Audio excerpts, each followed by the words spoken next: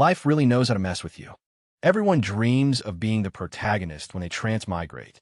But me? I'm stuck in Gu Chang's body, the #1 villain of this world. Life gave me this role, so why not play it?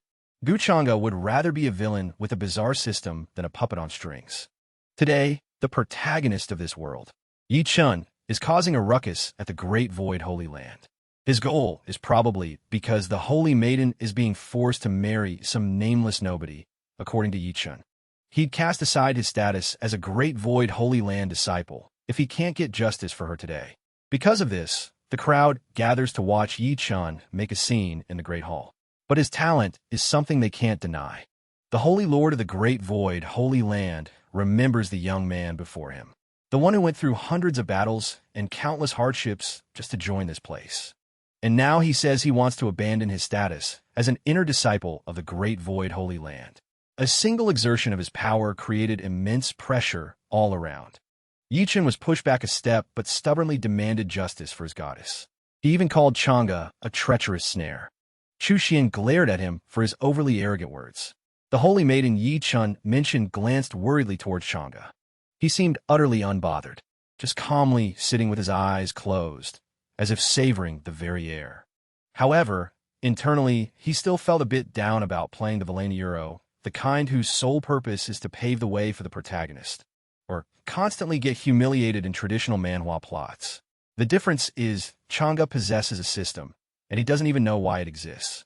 The system interface displayed Gu Chang'e's character information, identity, true disciple of the Tao Celestial Palace. According to the system's categorization, Chang'e learned that luck levels from lowest to highest were divided into red, orange, yellow, green, cyan, blue, purple.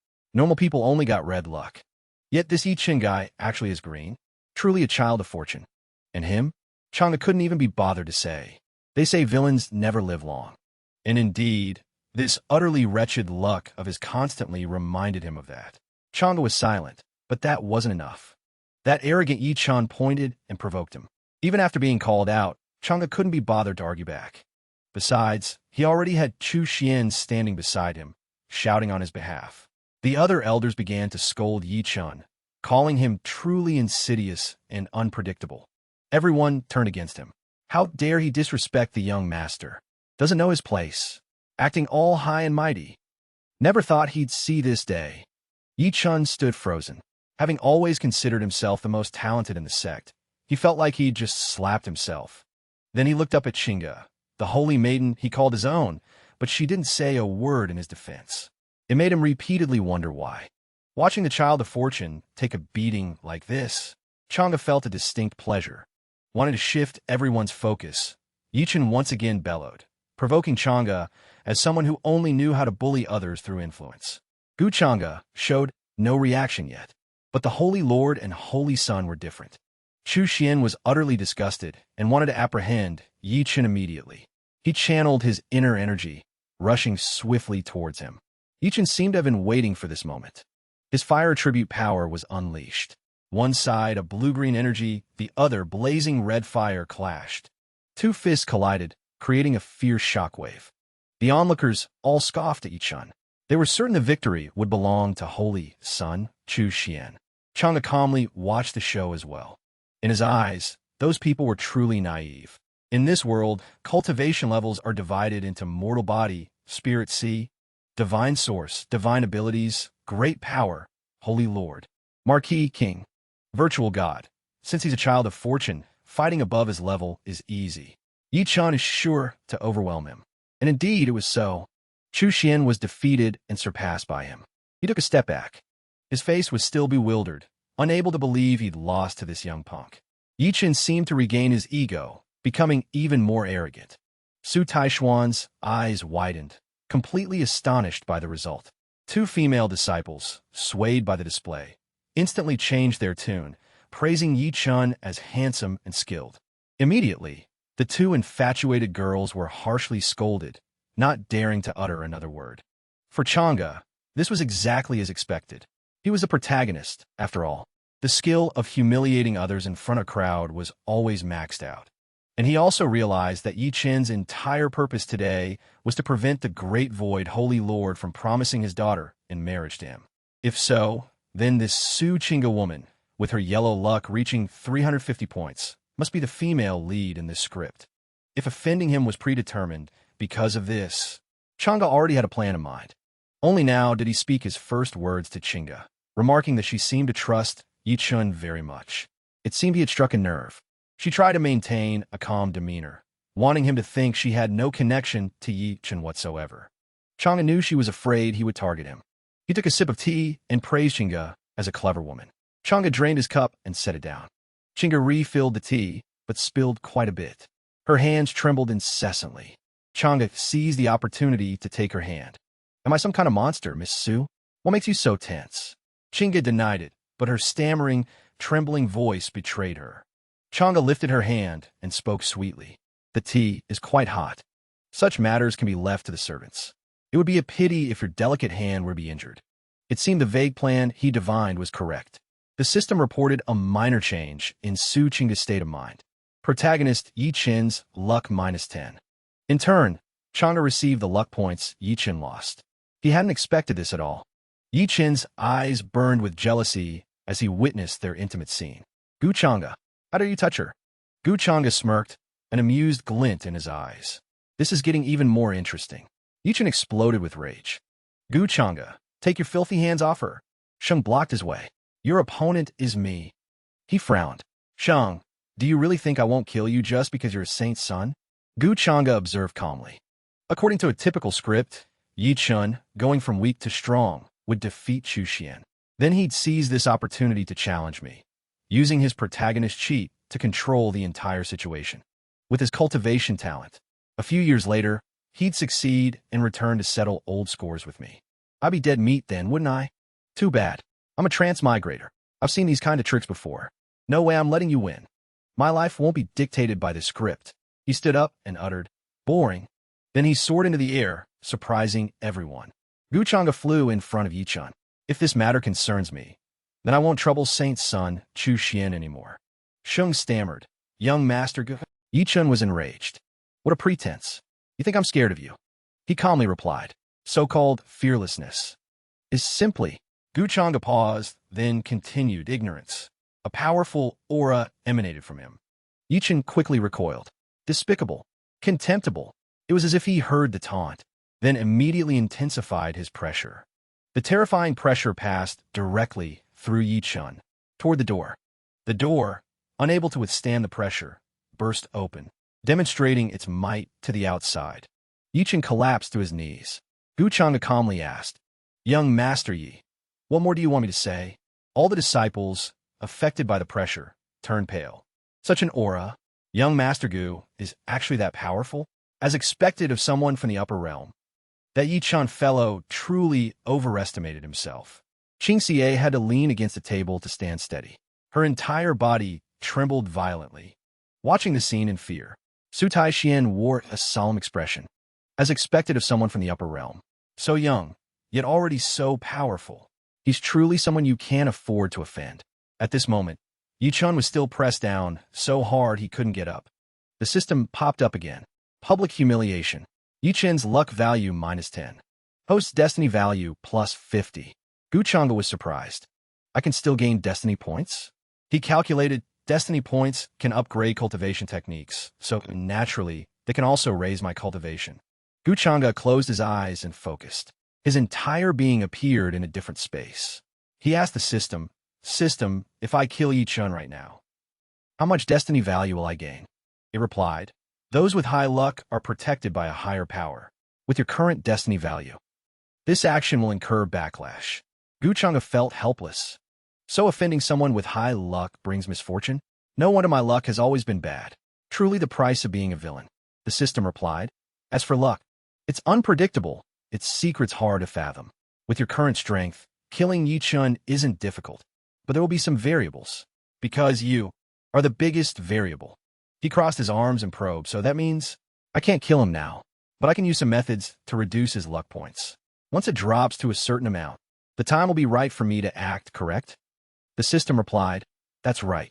Those things are closely related to the protagonist. That is precisely it. Gu Changa opened his eyes. He refocused. His mind returned to the present. He glanced at Qing Xie in the distance. In that case, coercing Su Qing Xie to affect Yichen wouldn't be bad either. Su Taixian stroked his beard and laughed heartily. Huh, young Master Gu, so young, yet your cultivation is already so profound. The elders also chimed in with flattery. Just a trace of his aura is enough to make people tremble. Young Master Gu is truly a divine being. We always thought our Taixian Holy Land, with its 10,000-year heritage and 10,000 miles of territory, was already a hegemon of this world. But today, meeting you, young master, we see that there is always someone better and a heaven beyond heaven. Gu Chang'e humbly replied, You all flatter me too much. Chang'e's strength is not worth mentioning. Chu Xian cupped his hands in respect. This humble one's cultivation is shallow. To trouble young master to act, it is truly shameful. Gu Chang'e replied, It's nothing. Everyone whispered, every word reaching Yi Chen's ears. Young Master Gu already showed mercy, yet he's still so ungrateful. Yi Chen truly doesn't know what's good for him. He gritted his teeth and muttered, No way. This can't be happening. It's all because of you. You bastard. Yi Chen's face turned purple with rage. He struggled to his feet and roared. Gu Chang'e, di. Then he unleashed an attack. The elders cried out in alarm. Yi Chen, you insolent fool. However, the fist, reaching Gu Chang'e, was easily blocked. Yi Chen froze. Sweat poured from him. He couldn't move. Gu Chang'e slowly extended his hand, then flung Yi Chen aside, sending him crashing into a nearby pillar. Blood splattered. Qing Xie covered her mouth in shock. Yi Chen collapsed. The elders' criticisms grew even fiercer. Yi Chen disregarded the sect rules, refused to listen to advice, and offended our distinguished guest repeatedly. Immediately seal his cultivation, imprison him in the dungeon, and await young Master Gu's personal decision. The disciple scoffed. Young Master Gu had already shown mercy earlier, yet Yi Chen still dared to launch a sneak attack? Exactly. What a disgrace. He has completely ruined the reputation of our Taixian Holy Land. Yi Chen, restrained, still shrieked. Let me go. I'm the most talented disciple here. I am the hope of the sect. Gu Chang'e leaped up. As he glided past Qing Xie, he spoke. Saint Qing'e, I've heard the moon tonight is exceptionally beautiful. I wonder if I might have the pleasure of gazing at it with you? Su Taixian burst out laughing, immediately making the decision for her. Ha ha, young Master Gu, to remain so composed and elegant after all this. You truly are a magnanimous man. My daughter naturally agrees. Yi Chen gasped weakly. Qing'e, Su Taixian glared at her, a clear warning in his eyes. He sent a mental message.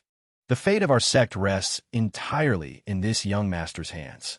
You mustn't make any mistakes now. Qing'e resignedly turned her head, giving her agreement. Yi Chen couldn't believe it. You people. He immediately spat out a mouthful of blood and collapsed, unconscious. System notification. Yi Chen's cultivation heart has been severely impacted. Luck points directly deducted by 100. Host destiny points increased by 500. Gu Chang'e smirked inwardly. So that's how it works. This son of destiny. Isn't he even more pathetic than the system itself? Though a bit troublesome, slowly crushing this ant to death is quite interesting. Night fell. A cloaked figure stood calmly on a rooftop. Su Taishuan's voice echoed.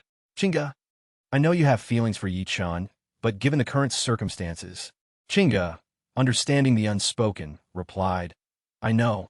Compared to the benefits that young master offers, how could one Yi Chen possibly compare? He sighed.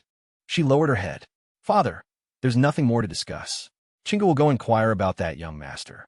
Lin Ming cast a glance, then vanished into the void. Gu Chang'e closed his eyes, composing himself, and asked, What have you uncovered? Lin Ming replied respectfully, Young master, you truly have divine foresight. The pavilion master of Taiyuan summoned Su Qing'e and poured out all his heartfelt grievances. He opened his eyes, intrigued. He continued his report. Taiyuan Pavilion is currently strong in appearance, but hollow inside. Its strongest member, the Grand Elder, actually perished 300 years ago. It's just that the outside world remains unaware. Therefore, young master, you are now the pillar of support they most desperately need. Moreover, the Taiyuan Pavilion Master's wife is a noble woman from the upper realm, who was forcibly taken back to the upper realm that very year. He hopes to leverage the connection between you and Su Chinga, and thus discover his wife's whereabouts. He looked amused. Just as I predicted, Gu Changa commanded, indeed, go monitor that Yi-chan in the dungeon for me. Lin Ming looked puzzled. Young master seems quite interested in Yi-chan. He smiled sinisterly. He carries immense luck. Perhaps it's a fated opportunity between us. He asked no further questions and bowed out. This old servant understands. Gu Changa let out a long breath. Being caught between two heavens chosen with great luck truly makes it difficult to act. It's actually a bit tricky. The notification panel reappeared. A chime sounded ding. Congratulations on completing your first face-slapping event. Successfully passed your probationary period. Rewards obtained. He was delighted. Probation passed. He then tapped the gift box. Items quickly materialized. Gu Changa rubbed his chin, pondering. What is this world-shattering seed? System explanation.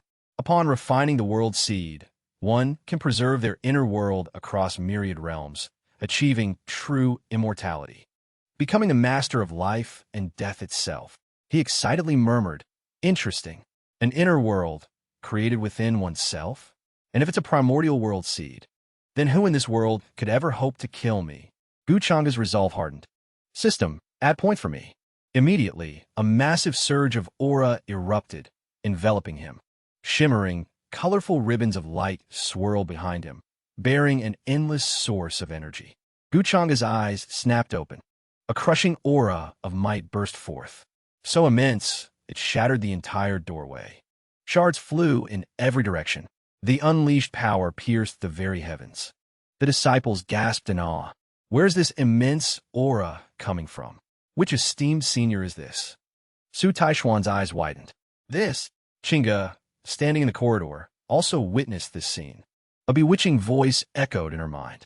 Hey, look at you now. A spirit, identical to Su Chinga, mused. From another point of view, Gu Changa is calm and steady. His power is formidable. He surpasses Yi-chan in every single way. You and I, two souls in one body. I know you.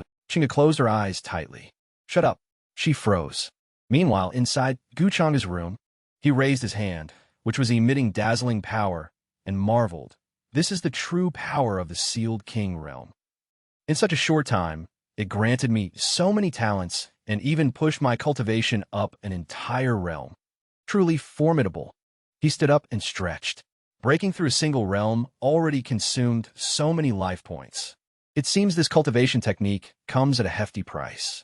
Oh well, I have the system after all. I'll just raise my destiny points later. Gu Changa put his hands on his hips and let out a hearty laugh. Yi-chun, oh Yi-chun.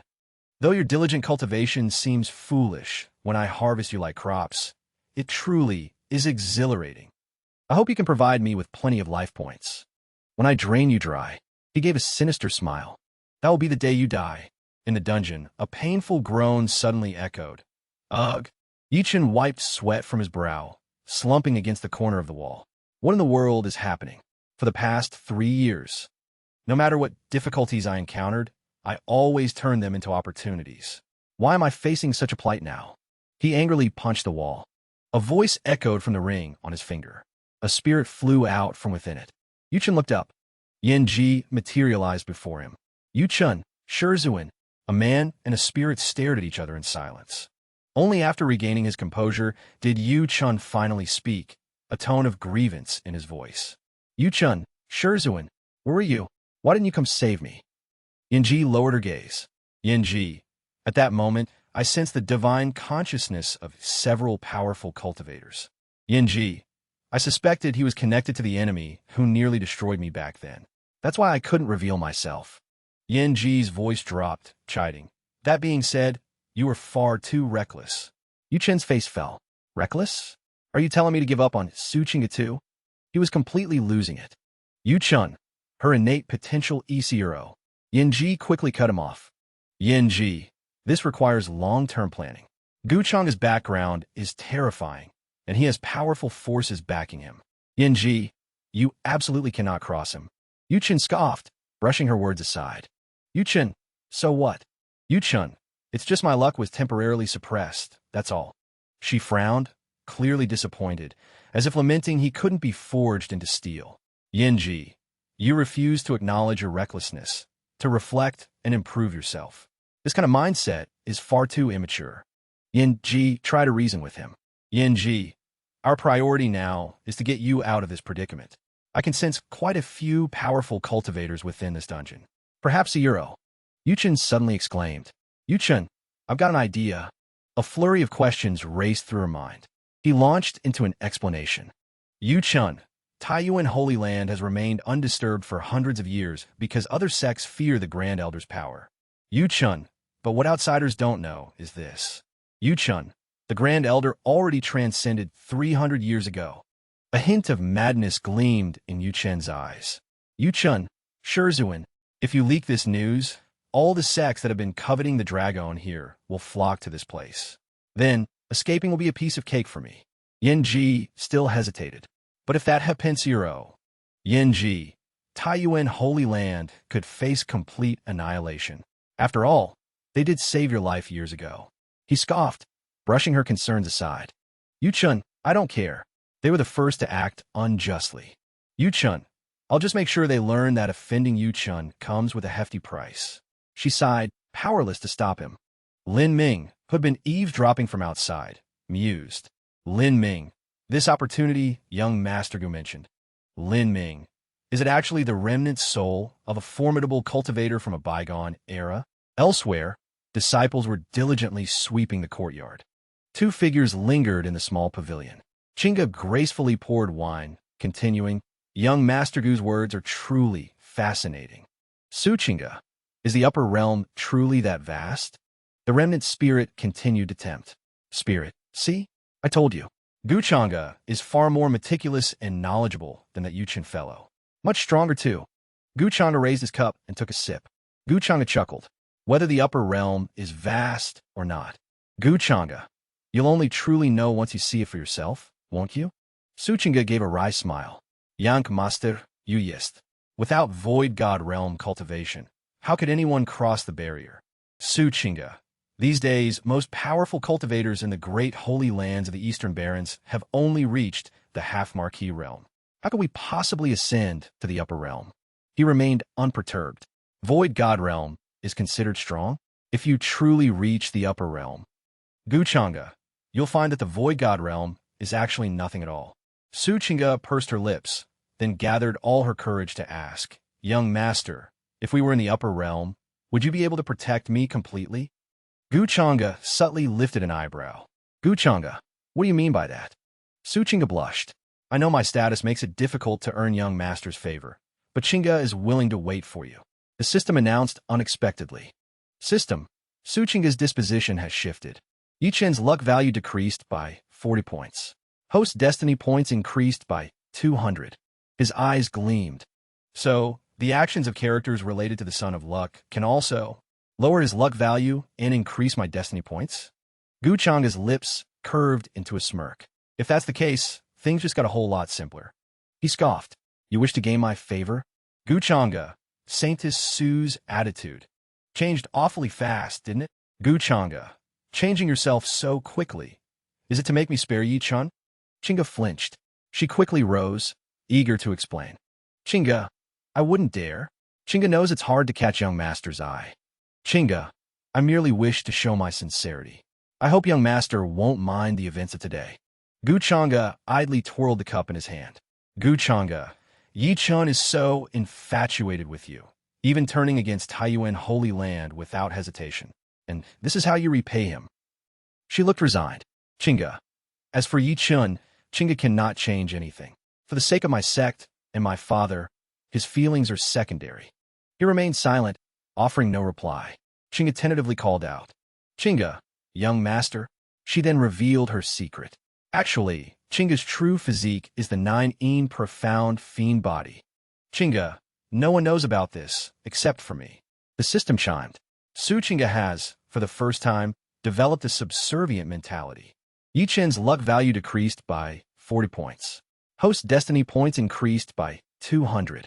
The hand idly twirling the cup stilled. A storm brewed in his heart. The 9-in profound fiend body. It's an absolute treasure trove for cultivation. To tell me this proactively, she truly is sincere. Just like that, Yichen's luck value has dropped by over 300 points, combined with Taiyuan Holy Land's predicament and my status. Su Qingge, it turns out, is quite astute and understands the bigger picture. A truly rational and intelligent woman. He chuckled to himself. Oh, this is great. My various connections are blossoming, and I'm even enjoying some romantic luck. It seems being a villain isn't so bad after all. Noticing his lack of reaction, Qingge began to prod. Qingge, young master? Young master. Gu Chang'e finally reacted, glancing at her with a chilling gaze. Gu Chang'e, the 9-in profound fiend body. It's a supreme cultivation furnace. Gu Chang'e. And you just tell me that? Her hands trembled slightly. Qingge, my sect is my family's 1,000-year legacy. Compared to that, it's nothing really. Her face flushed, showing a maiden shyness. If young master helps our Tai Xian Holy Land escape this predicament, Tan Xie agrees. To offer herself, he feigned hesitation, but inwardly, he'd already asked the system. System. When someone offers themselves so readily, will her chi luck still drop? The system promptly replied. Su Qingge's chi luck, tied to Yi Chun, means if they truly take another step, her chi luck will likely be devoured. Gu Chang'e muttered, annoyed. Damn the heavens. More chi luck? Seriously? I should have known there'd be no free lunch. He smiled and asked, Young lady, aren't you afraid I'll reveal this secret of yours? Su Qingge lowered her head. Tan Xie has great faith in young master's character. Before she could finish, Gu Chang'e stood up. He turned and walked away. Regarding your rare physique, I, Gu, will consider today's conversation unheard. If Saintess Qingge intends to use this opportunity to move me, then I must ask you to leave. She sprang up in surprise. She reached out to grab him. Young master. Gu Chang'e instantly slapped her hand away. He shot her a cold, sharp glare. Young lady, please have some self-respect. Su Qingge, terrified, couldn't utter a single word. She could only stand there, helpless, watching his back disappear. Her spirit mocked, look, a beauty offering herself, and he's not even interested. She sighed. This Gu Chang'e truly is a torment to me. Su Qingge sat down, sighing dejectedly. She sadly replayed the morning's events in the Grand Hall. Young Master Gu didn't do anything wrong, yet I was the first to brand him as evil. I misjudged young Master Gu. System notification. Su Qingge's perception has changed. Chi luck increased by 20. Destiny value increased by 100. Gu Chang'e was speechless. Is this Su Qingge putting on a show for herself? Trying to convince herself? Well then, it's time to deal with Yi Chun. Under the flickering firelight, Lin Ming respectfully reported. As young master predicted, there truly is a remnant soul of an ancient powerhouse accompanying Yi Chun. He simply replied. Gu Chang'e arrived before Yi Chen's cell, casting a disdainful glance. Yi Chen noticed him and angrily roared. Gu Chang'e, what are you doing here? He calmly replied. I'm here, of course, to visit you. Gu Chang'e directly exposed. No, that's not quite right. I've come to pay my respects to the powerhouse behind you, haven't I? Yi Chun feigned ignorance. What are you talking about? I don't understand what you mean. He frowned. Stop pretending. Who do you think you're fooling with that expression? Does senior still intend to hide? Such a clumsy attempt to hide. It hardly suits a powerhouse's demeanor.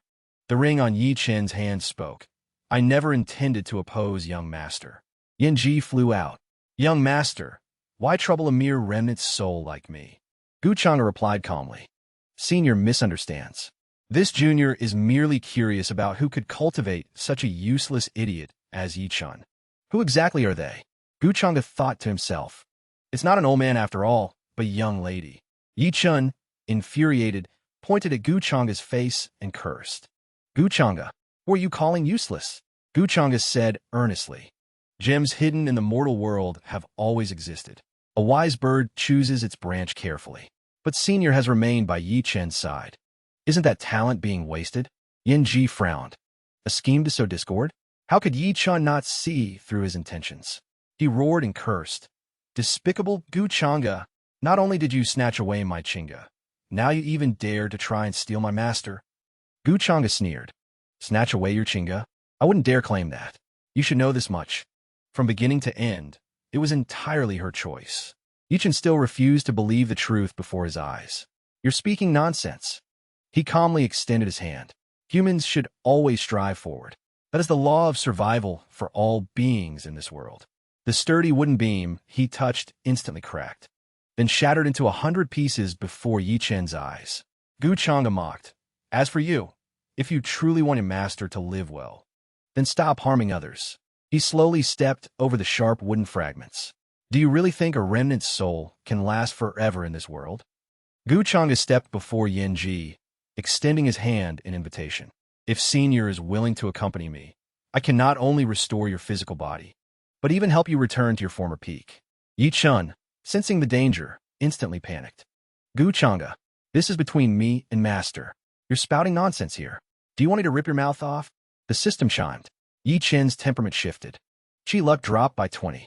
Host destiny value is 100. He smirked. "All right."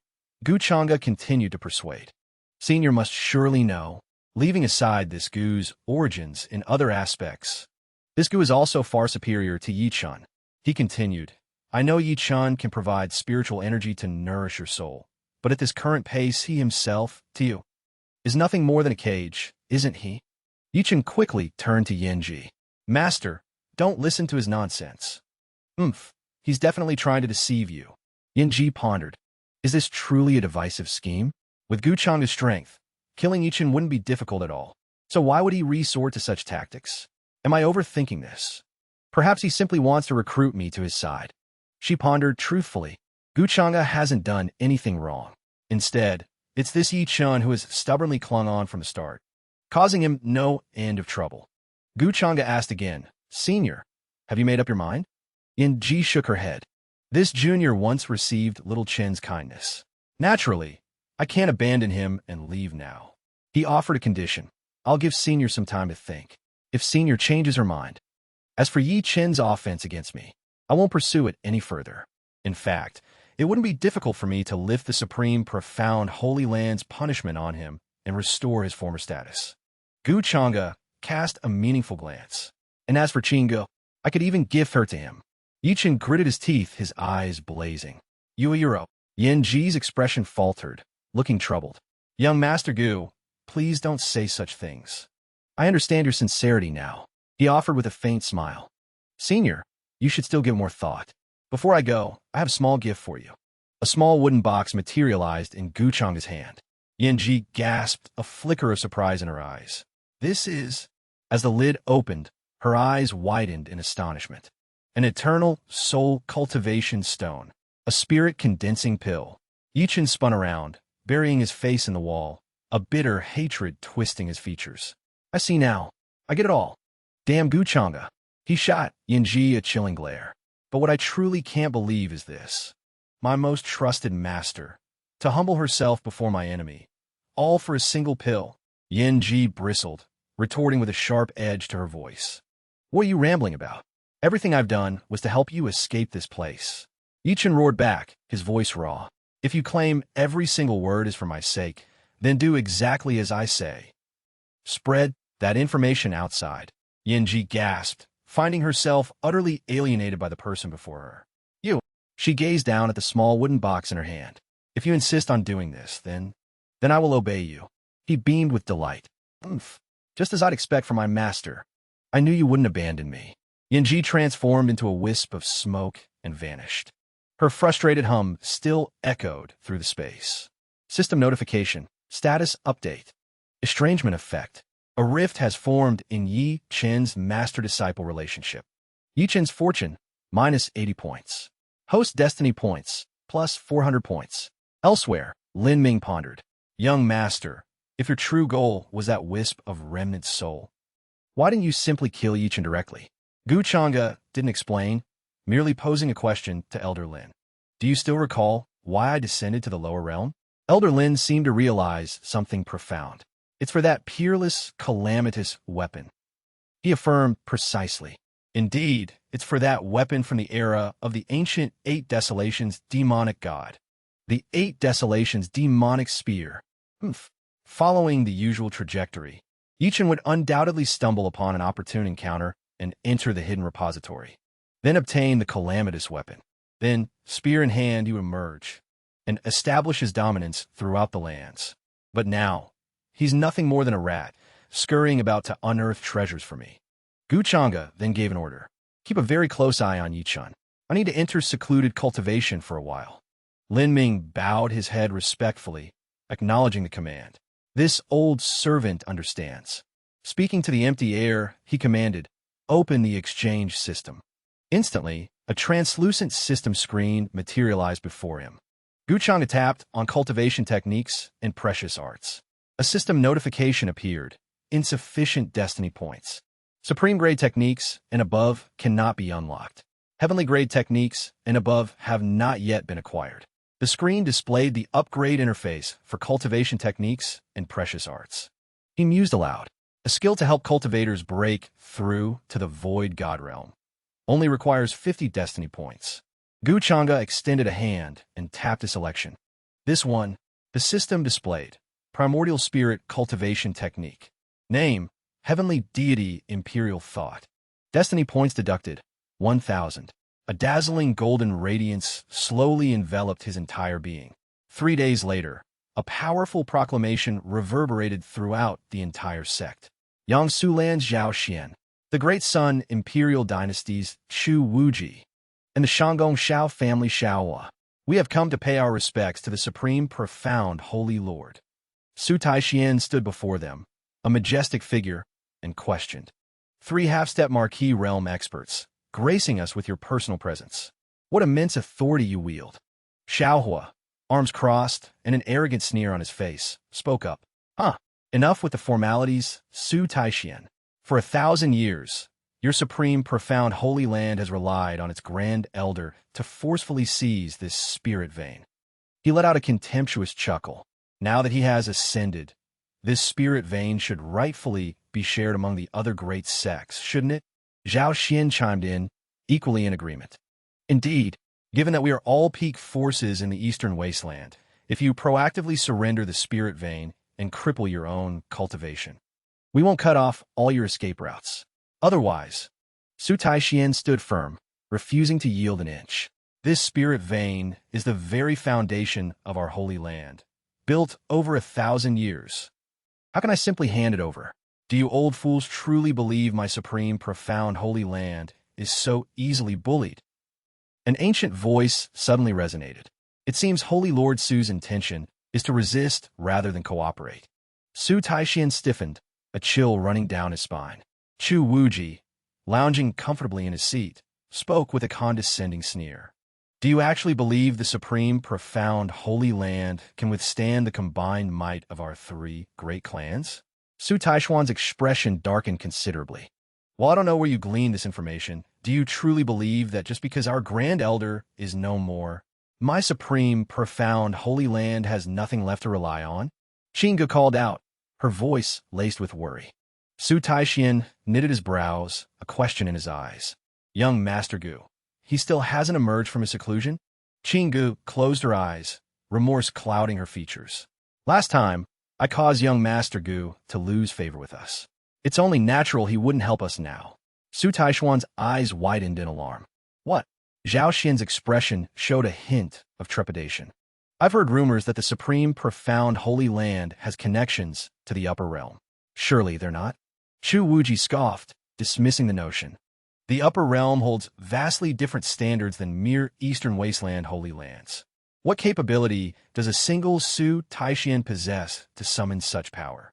He rose to his feet, presenting a powerful artifact, and declared with supreme confidence. I, Chu Wuji of the ancient Heavenly Sun Imperial Dynasty, stand here today. Even if a king-sealing realm expert were to appear today, I would dare to challenge them. Shaohua and Zhao Xian gasped in unison, shock painting their faces. An emperor weapon. Wasn't it said to have been lost in the great battle 9,000 years ago? Su Taishuan's muscles coiled, his face drawn tight with tension.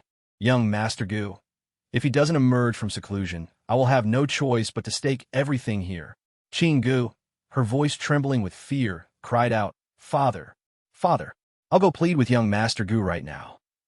Chu Wuji's voice cut in, dripping with menace. Su Taixian, will you truly sacrifice your very body and soul for this meager spirit vein? You old geezer, hold your tongue. Chu Wuji muttered, stubborn fool. Then he roared, if you're so eager to die, then I'll grant your wish. The spiritual artifact instantly pulsed with light under the scorching sun. Suddenly, an utterly overwhelming surge of power descended. It enveloped the entire sect. Both beasts and humans instinctively recoiled from this absolutely potent aura. Su Taixian was taken aback. This, Chu Wuji felt a profound threat. Xiao Huo was stunned. This power, it's at least King Realm nascent soul level. Could that old man, Su Taixian, still be alive? Elsewhere, Gu Chang mused. So this is the power of a primordial spirit. He tilted his head, sensing. Looks like they've arrived. Gu Changa smirked playfully. All right then, let the games begin. Meanwhile, Su Chinga had already flown to Gu Changa's room. She thought, that commotion, the other sex experts must be somewhat intimidated now, right? Before I can get young Master Gu to act. Father, you must hold on. Suddenly, a hand reached out and clamped over her mouth. Yi-Chun gestured for silence. It's me. She flinched. Yi-Chun. Su Chinga looked bewildered. How did you get out here? He didn't explain, pulling her hand. I'll explain later. Right now, I have to get you out of here, far away from this inferno they call the Grand Profound Holy Land. She flung his hand away. Yi-Chun stood stunned. Su Chinga declared firmly, I'm not leaving the Grand Profound Holy Land. Don't you understand? Yi-Chun tried to reason with her. Chinga, what are you doing? Why are you still so stubborn? Do you honestly believe you can borrow Gu Changa's power to save the Grand Profound Holy Land? He changed his tone, suspicion lacing his words. Or have you, under Gu Changa's coercion? Su Chinga hugged herself, her voice sharp with defiance. Shut up. Young Master Gu never coerced me. Not once. It was all my own doing, with my own ulterior motives, trying every way to make him like me. To exchange my body for the Grand Profound Holy Land's peace. Yi-Chun couldn't believe his ears. Chinga. She collapsed, tears streaming down her face. Do you have to trample on my last shred of self-respect before you're satisfied? Yi-Chun, what makes you think I would betray my sect and leave with you? And what gives you the right to brand young Master Gu as evil? She looked at him with profound disappointment. The Grand Profound Palace has nurtured you for over 10 years. And at this critical moment, what have you done for us? Su Chinga wiped away her tears, her voice hardening. Yi-Chun, your selfishness, your self-righteousness. It's truly disgusting. Yin Ji warned. Little Chun, let's go. Yi-Chun, however, was still lost in his delusions. No, impossible. This isn't the Chinga I know. Gu Changa must have used some evil sorcery on her. A system notification appeared. Yi-Chun and the female protagonist have openly severed ties. Yi-Chun's destiny points have decreased by 50. Host's destiny points have increased by 250. Gu Changa smiled faintly, as if everything was proceeding exactly as he calculated. The time is ripe. A sound from the room's door drew both their attention. Yi-Chun panicked. This isn't good. Su Chinga gritted her teeth, steeling her resolve. I absolutely cannot let young Master Gu see Yi-Chun and me together. She gripped her sword tightly and lunged forward. Yi-Chun froze, watching the sword tip hurtle toward his chest. Thwack! The sword pierced straight through his chest. Blood flowed freely onto the ground. Yi-Chun trembled. Chinga! Yin-Ji cried out, frantic. Little Chun, hurry! Su Chinga's voice was filled with regret. I'm sorry, but I had to make our stance clear. She took a step back. The sword was withdrawn from his chest. Yi-Chun's healing power swiftly closed the wound, leaving no trace of the stab. His eyes, brimming with hatred, flicked up. If that's how it is, then our day will surely come. With that, he leaped up and fled. She stood rooted to the spot, letting Yi-Chun escape. Suddenly, a voice rang out. Saintess Chinga. Su Chinga turned, her voice tinged with sadness. Young Master Gu, Chinga has disappointed you. Gu Changa's voice held a hint of inquiry. You did very well, but next time Yi-Chun faces danger, I'm afraid it will be a fight to the death between you two. No regrets. She dutifully replied, no regrets. If I've chosen to follow young Master Gu, then this day was bound to come sooner or later. He gently wrapped an arm around her head, pulling her close. He held her in his embrace. From now on, your burdens are my burdens. Flustered, Su Chinga dropped her sword to the ground. Her face flushed crimson. Behind her, Gu Changa wore a calculating smile. Since Su Chinga has openly severed ties with Yi-Chun today, I no longer need to be cold towards her. If she possesses a high level of destiny, then having her for my own use might not be a bad thing after all. The two stood quietly, embracing in the courtyard. The system suddenly popped up, breaking the mood. Congratulations. Destiny triggered. Host destiny points increased by 60. Heavenly mandate increased by 300. He was startled. Is there another way to increase destiny points besides suppressing the child of destiny? Could it be by subduing those with great destiny as well? Guchanga narrowed his eyes. Looks like I found another path to power. Tsuchiga looked up and called. Young master, he softly replied. I'm here. There's something I wish to ask of you. Guchanga took her hand, a comforting gesture. I already know. With me here, they won't be able to touch a single hair on the grand, profound Holy Land. Meanwhile, Su Taixien still stood firm, guarding his sacred ground. His expression was tinged with worry and unease. Zhao Xian stroked his beard with a faint smile. Haha, Brother Su. We really don't want to make a scene out of this. If your grand elder is still around, why don't you let us pay him a visit?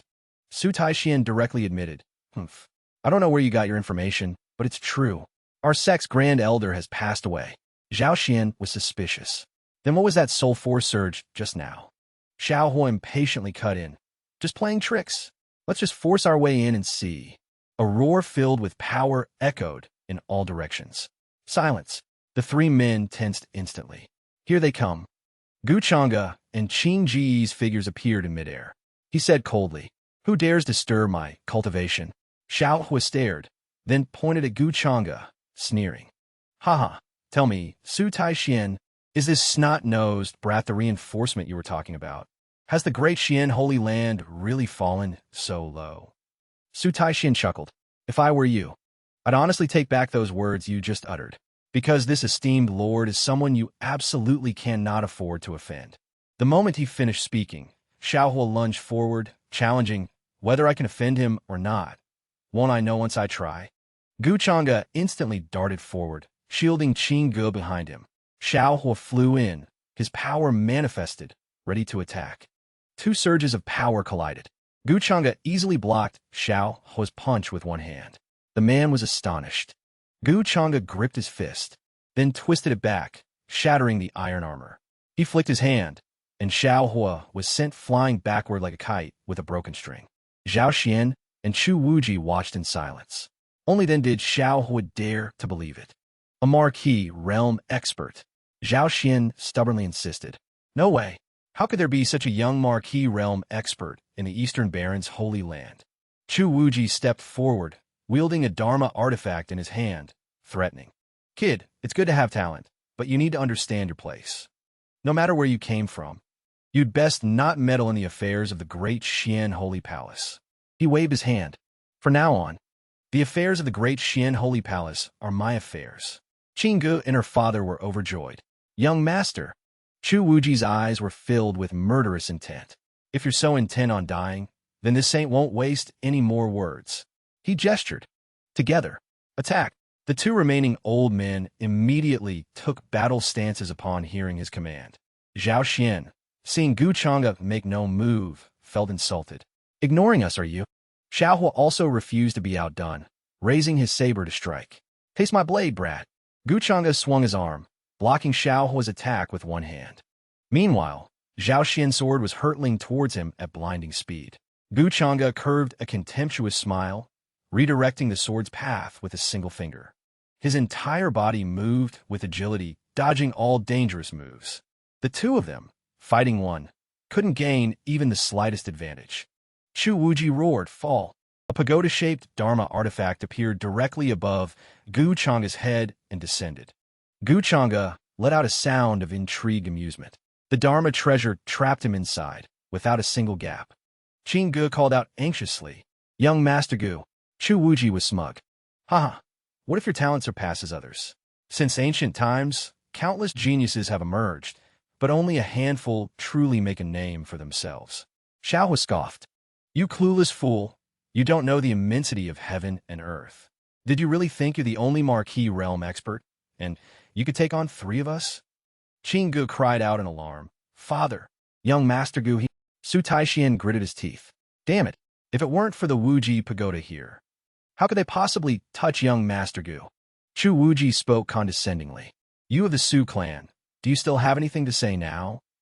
Xiaohu couldn't wait, agitated. Why waste more words? Just kill him and seize the spirit veins. Suddenly, the Wuji pagoda shook violently. Large cracks gradually appeared. Chu Wuji's eyes widened, a bad premonition gripping him. Impossible. A burst of light radiated from within the artifact.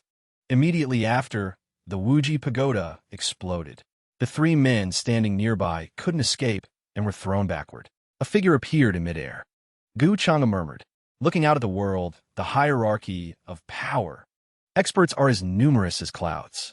Yet few cultivators in the lower realms can reach the God-Lord realm in their entire lives. He pointed.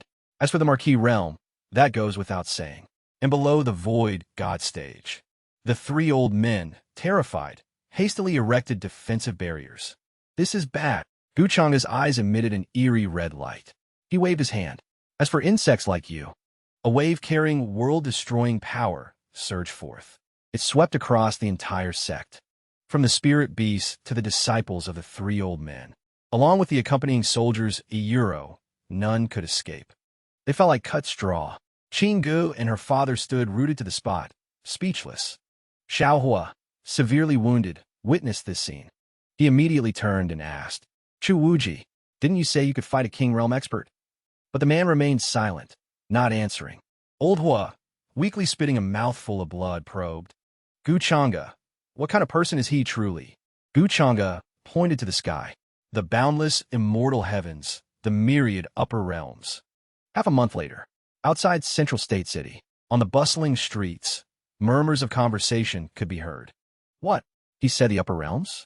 Legends say ascending is already incredibly difficult.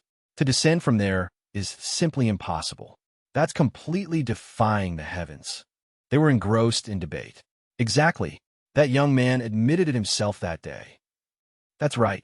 I heard that esteemed lord repelled 3 forces threatening the great Xian Holy Land with a single move. Even the Wuji pagoda of the Great Sun Imperial Dynasty was shattered. One of them sighed. The Great Xian Holy Land is truly fortunate. They lost a grand elder, but then a powerful patron came running for them to cling to. The person next to him chuckled mischievously. Isn't it all thanks to the great beauty Su Qinggu of the Great Xian Holy Land? They burst into laughter. One person pointed. Speaking of which, I remember a disciple named Yi Chun from the Great Xian Holy Land. The person next to him crossed his arms, mocking. Don't even mention him.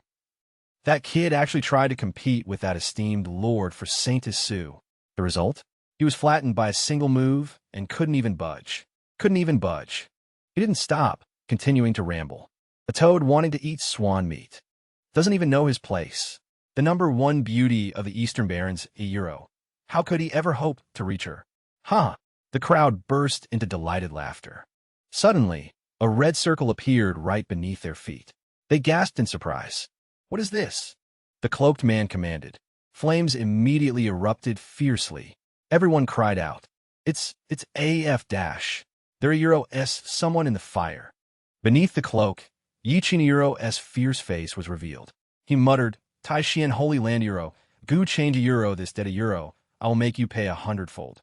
At Tai Xian Holy Land, disciples moved about busily. Greetings echoed through the grand hall. Today, Tai Xian Holy Land is as powerful as the midday sun. Please continue to look favorably upon us in the future. City Lord Su Taishin beamed, his eyes practically disappearing. Feigning modesty, he replied, Oh no, not at all. We should be thanking Lord Gu.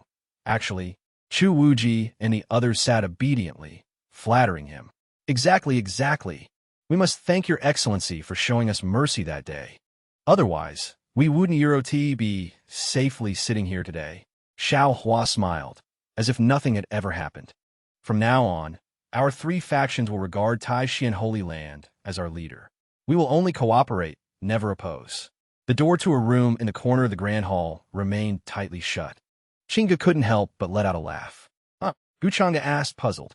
What's so amusing? Young master, didn't Euroti you hear what they said? They Euro all old men. But they change faces faster than a 3-year-old. He took a slow sip of tea, replying indulgently. Isn't that right? If you find it amusing, then let them keep flattering for a while longer. A girl approached, presenting a scroll. Young master, the third prince of the great Xia dynasty in Central Province has sent an invitation, inviting you to the heavens chosen discussion. Gu Chang wondered, the great Xia dynasty? Qingge took the invitation and explained. It's a royal faction in Central Province with an unfathomably deep background. I heard that thousands of years ago, a powerful expert from their lineage ascended to the upper realm. And this third prince, born 3,000 years later, is said to possess similarly exceptional talent. He mused, Central Province, huh? The divine gathering lantern indicates Yi Chinayuro's mark is also in Central Province. Gu Changa smirked. It seems Euro-S time for a change of scenery. Perhaps I-Euro-LL even encounter a new protagonist there. He decided, make the necessary arrangements. We'll depart in 3 months. Qingge replied with keen excitement. Yes, young master. She walked out, closing the door behind her. Gu Changa sat alone, muttering, if I recall correctly, Elder Ming ascended to the upper realm from Central Province, didn't Euro Tihi? Lin Ming materialized from thin air. He knelt and reporting to young master. 30,000 years ago, this old servant ascended from the sky-blue realm of Central Province. When I first arrived in the upper realm, my cultivation was still quite weak. I was subjugated by the myriad great sect and forced into servitude. Thankfully, an elder of my clan stepped forward to rescue me from that abyss of suffering. Otherwise, this old servant would have surely perished there long ago. He nodded. Coincidentally, I'll be heading to Central Province in 3 months. You can use the opportunity to visit your clan. Lin Ming was overjoyed. Many thanks, young master, for thinking of this old servant. Gu Changa calmly replied, Elder Ming, there's no need to be so formal. It's merely convenient, he said, but in his mind he was already calculating. Such a trivial matter euro. It will make Elder Ming wholeheartedly devoted to me, and it elevates my image. Why wouldn't I do such a good thing? Why wouldn't Euro Ti do it? 3 months later, Central Province, Central Ing Heaven City. A small manor nestled amidst a grove of trees. Inside, a young female teacher was engrossed in her lecture. Ancient texts say, heaven, earth, and all things, all possess their own spiritual essence. What sustains life is chi. And what retains consciousness is spirit. She noticed a student slumped over his desk. She immediately stopped her lecture. Pointing her bamboo scroll at him, she snapped, Lin Tian, how dare you sleep in my class again? The other students in the class scoffed. Cultivating alongside this good-for-nothing Lin Tian Euro, it's truly humiliating. If he weren't from the ancient Lin Familiaro, and his sister wasn't an elder in the Academia Euro, how could he possibly be studying with us? Elder Lin Xiuhan truly has rotten luck to have a junior like him. Lin Xiuhan, the young teacher, frowned and repeated, Lin Tian, are you even listening to me? Lin Tian mumbled groggily, then slammed his hand on the desk and shot up. This Prince Euro, this prince refuses to accept this. The entire class suddenly fell silent. After a moment, everyone burst out laughing. Huh, this prince? I'm dying here. What in the world is this fool dreaming about? Lin Tian looked around in a panic. Who are you? Where am I? A student sitting nearby sneered. This little good-for-nothing.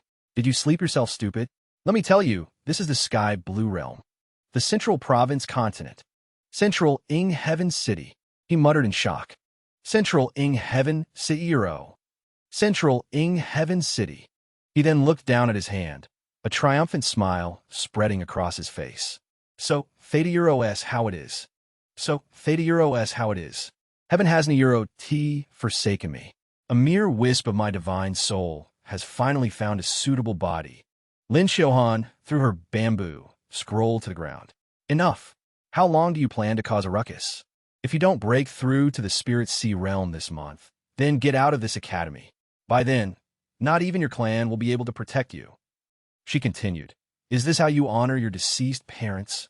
Is this how you repay the clan that diligently nurtured you? Lin Tian laughed, a tremor in his voice. Ha ha, he said arrogantly. Just the Spirit Sea realm? What challenge is that to me? In less than half a month, I will break through. All those who dare to look down on Lin Tian Euro, I will crush you beneath my heel. No one in the class paid him any mind. Instead, they all looked out the window in horror. What is Theta Euro? Outside, the sky was covered in dark clouds, and flashing lightning. A gigantic ship was slowly moving through the air. Gu Chang'e was cultivating intently when the system displayed a notification, detecting new son of destiny. He smiled. Euro here. Voices echoed from outside the manor gates. What's going on? A crowd gathered around an old man, whispering, Grand Elder, why have you assembled us? The Lin family elder calmly spoke. To Dairo, I sense the aura of our ancestor. Everyone was stunned. What? Ancestor Lin Ming ascended 3,000 years ago, didn't he? He struck his staff to the ground, signaling for silence, then continued. The Lin family's ancestor has returned to our family. There's hope now. Meanwhile, Gu Chang'e's ship continued to soar through the sky. System, how much chi luck does Yichen have left? It replied, 230. Gu Chang'e clasped his hands behind his back, relaxed. Speaking of chi luck backlash, my chi luck and the chi luck of all sons of fortune are actually too disparate. Is that why it exists?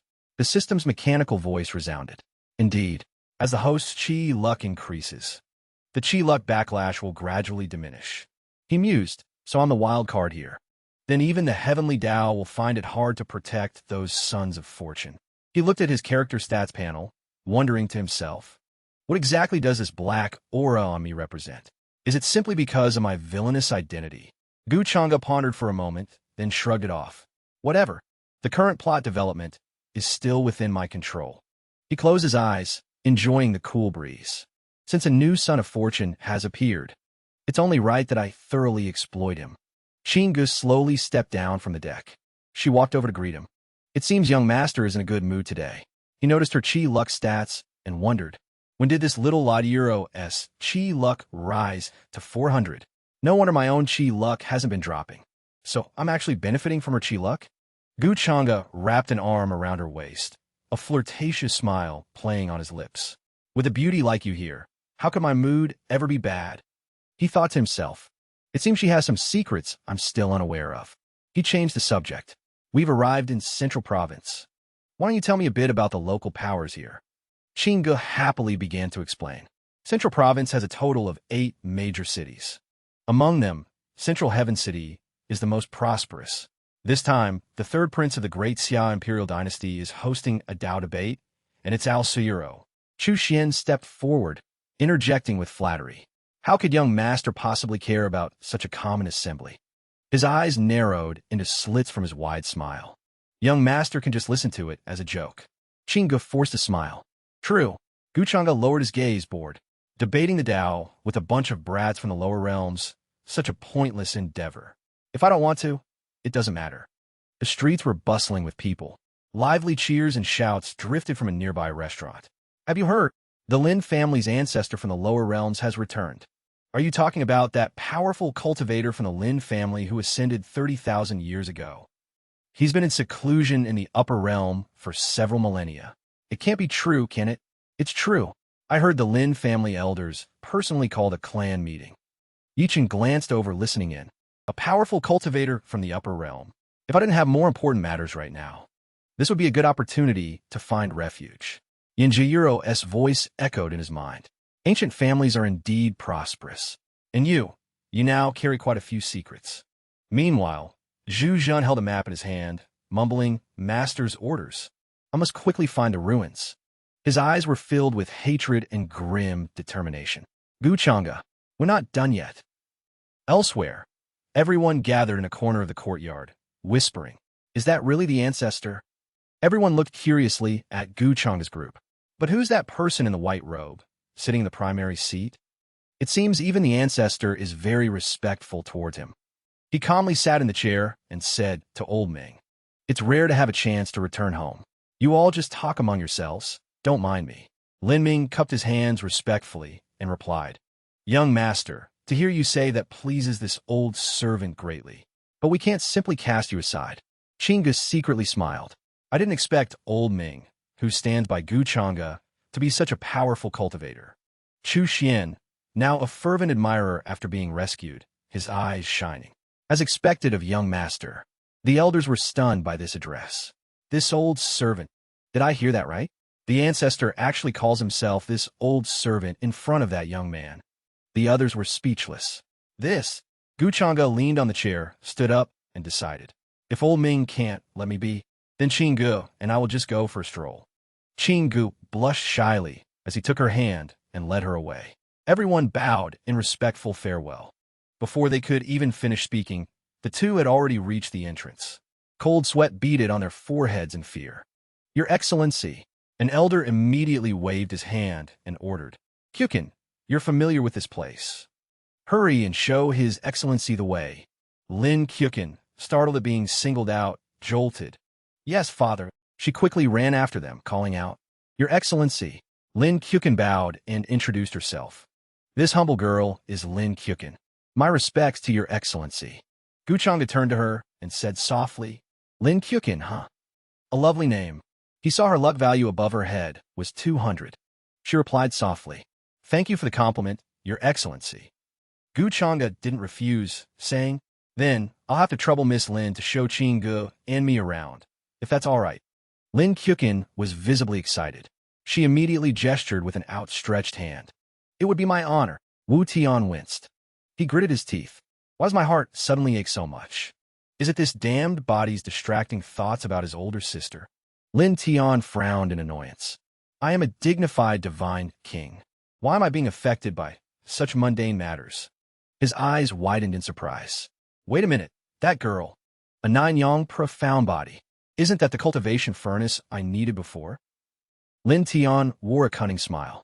Young Master Lin, it seems you're a heart problem. I can conveniently help you cure it. I didn't expect the young lord they were talking about. Such good fortune.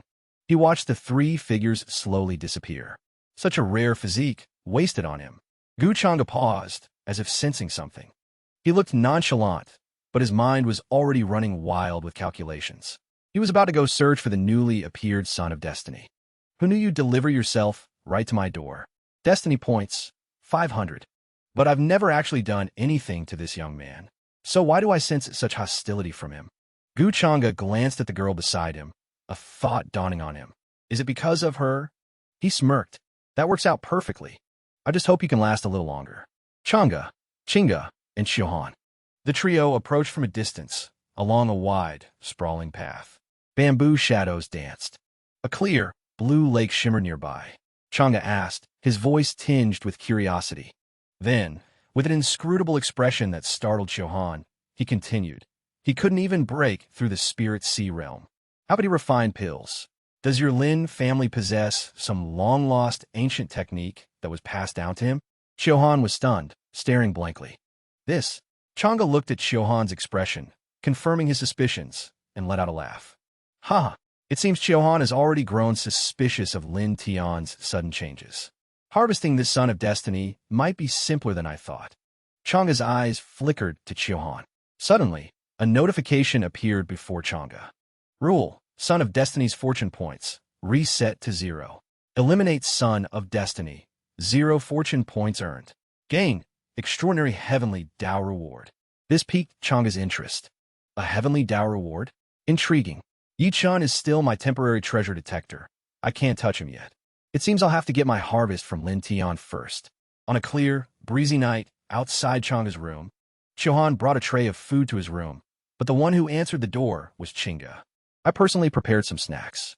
I thought the young master might get hungry late at night, so he could have a little something to eat. Qing'e smiled. Miss Lin, how thoughtful of you to personally bring food so late in the evening. Qing'e will thank you on the young master's behalf. Xiuhan ignored Qing'e's words, her eyes darting into young Master Gu's room.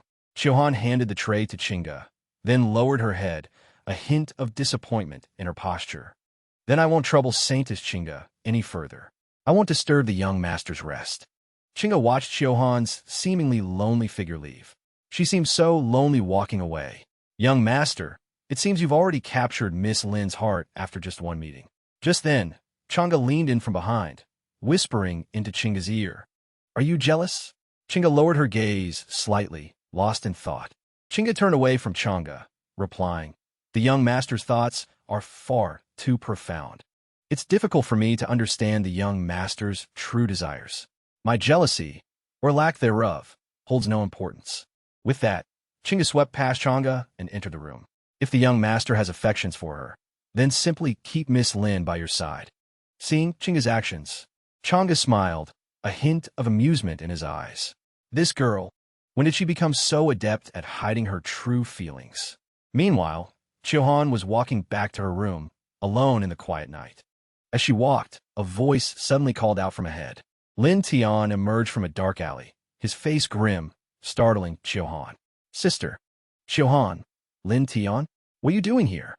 Lin Tian rubbed his chin, looking at Chiohan suspiciously. At this late hour. Where are you going, sister? Could you be meeting that young Master Gu? Chiohan didn't answer, just glared at Lin Tian, clearly annoyed.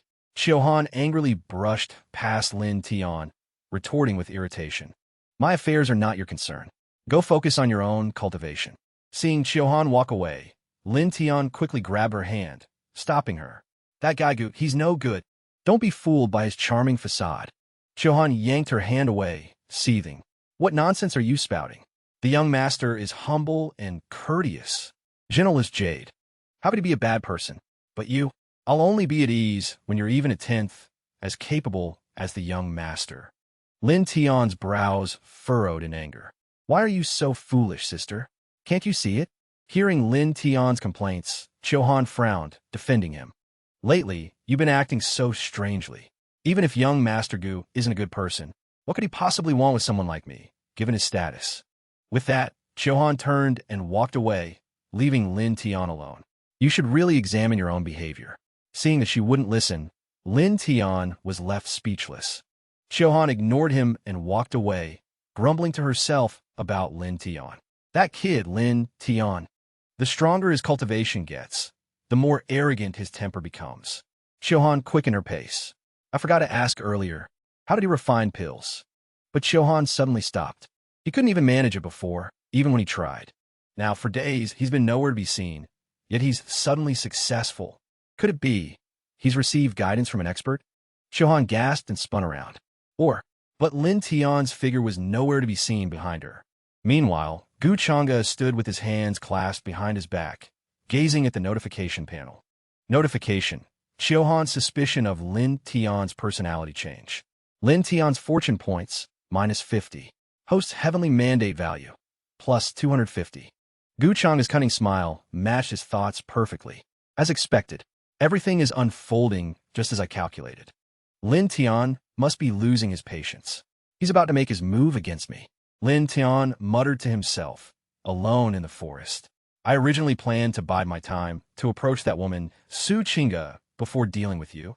But you, that Gu fellow, you keep meddling in my affairs with Chiohan. Lin Tian's face contorted in an angry, sweaty frown. Such an obsession. You've disturbed this prince's spirit. If you're so eager for death, then this prince shall grant it. A magic circle appeared on the ground. Lin Tian's face twisted into a smug grin. With a 99 soul-bewitching incense, steeped from the vital blood of 8 venomous beasts, along with the cores of 3 ferocious beasts. In 15 years of my own lifespan, I shall borrow the might of heaven and earth to sever your life, to utterly annihilate your true soul. The magic circle on the ground erupted with a crimson light. A sinister, dark aura enveloped Lin Tian. Outer realm, demonic curse. A bunch of demons and monsters appeared, thrashing and roaring, and a red beam shot straight into the sky. Then it changed course towards Central Province. Lin Tian leaned wearily against a tree, watching the direction of the 9-fold soul-snatching incense. Guess my incantation skills are still too weak at this level. Indeed, I'm still pushing it too hard. But with the addition of 15 years of my lifespan, even if Gu Changa is lucky enough to survive, he's definitely headed for a miserable end. Lin Tian grinned wickedly. Dare to steal what belongs to me, the heavenly god king of the 6th heaven? Then this is your fate. In the dark night, the red beam soared swiftly through the sky. Its power was like a raging bull, charging in one direction. Gu Changa was waiting in his closed-door training room. In his mind, Gu Changa mused, it's just about as I predicted. That familiar demonic aura, unexpectedly, it's an extraterrestrial demonic curse. Gu Changa's eyes gradually opened, a contemptuous purple light flashing within. With your current cultivation, how much of its power can you unleash? At the same moment, A beam of light also shot into the sky from Guchanga's room.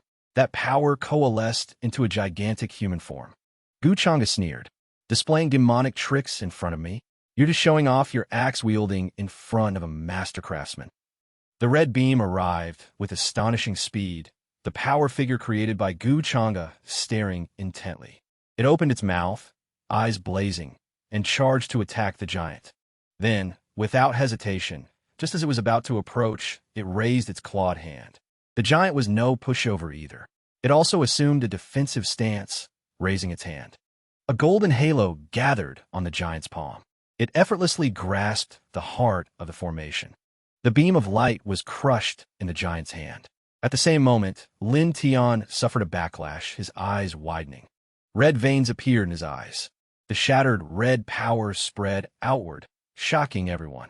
The elders, including Lin Ming, were stunned, not understanding what was happening. Young master. Everyone in the capital was also bewildered and surprised as this aura emanated from the Lin family. This aura? It's coming from the Lin family.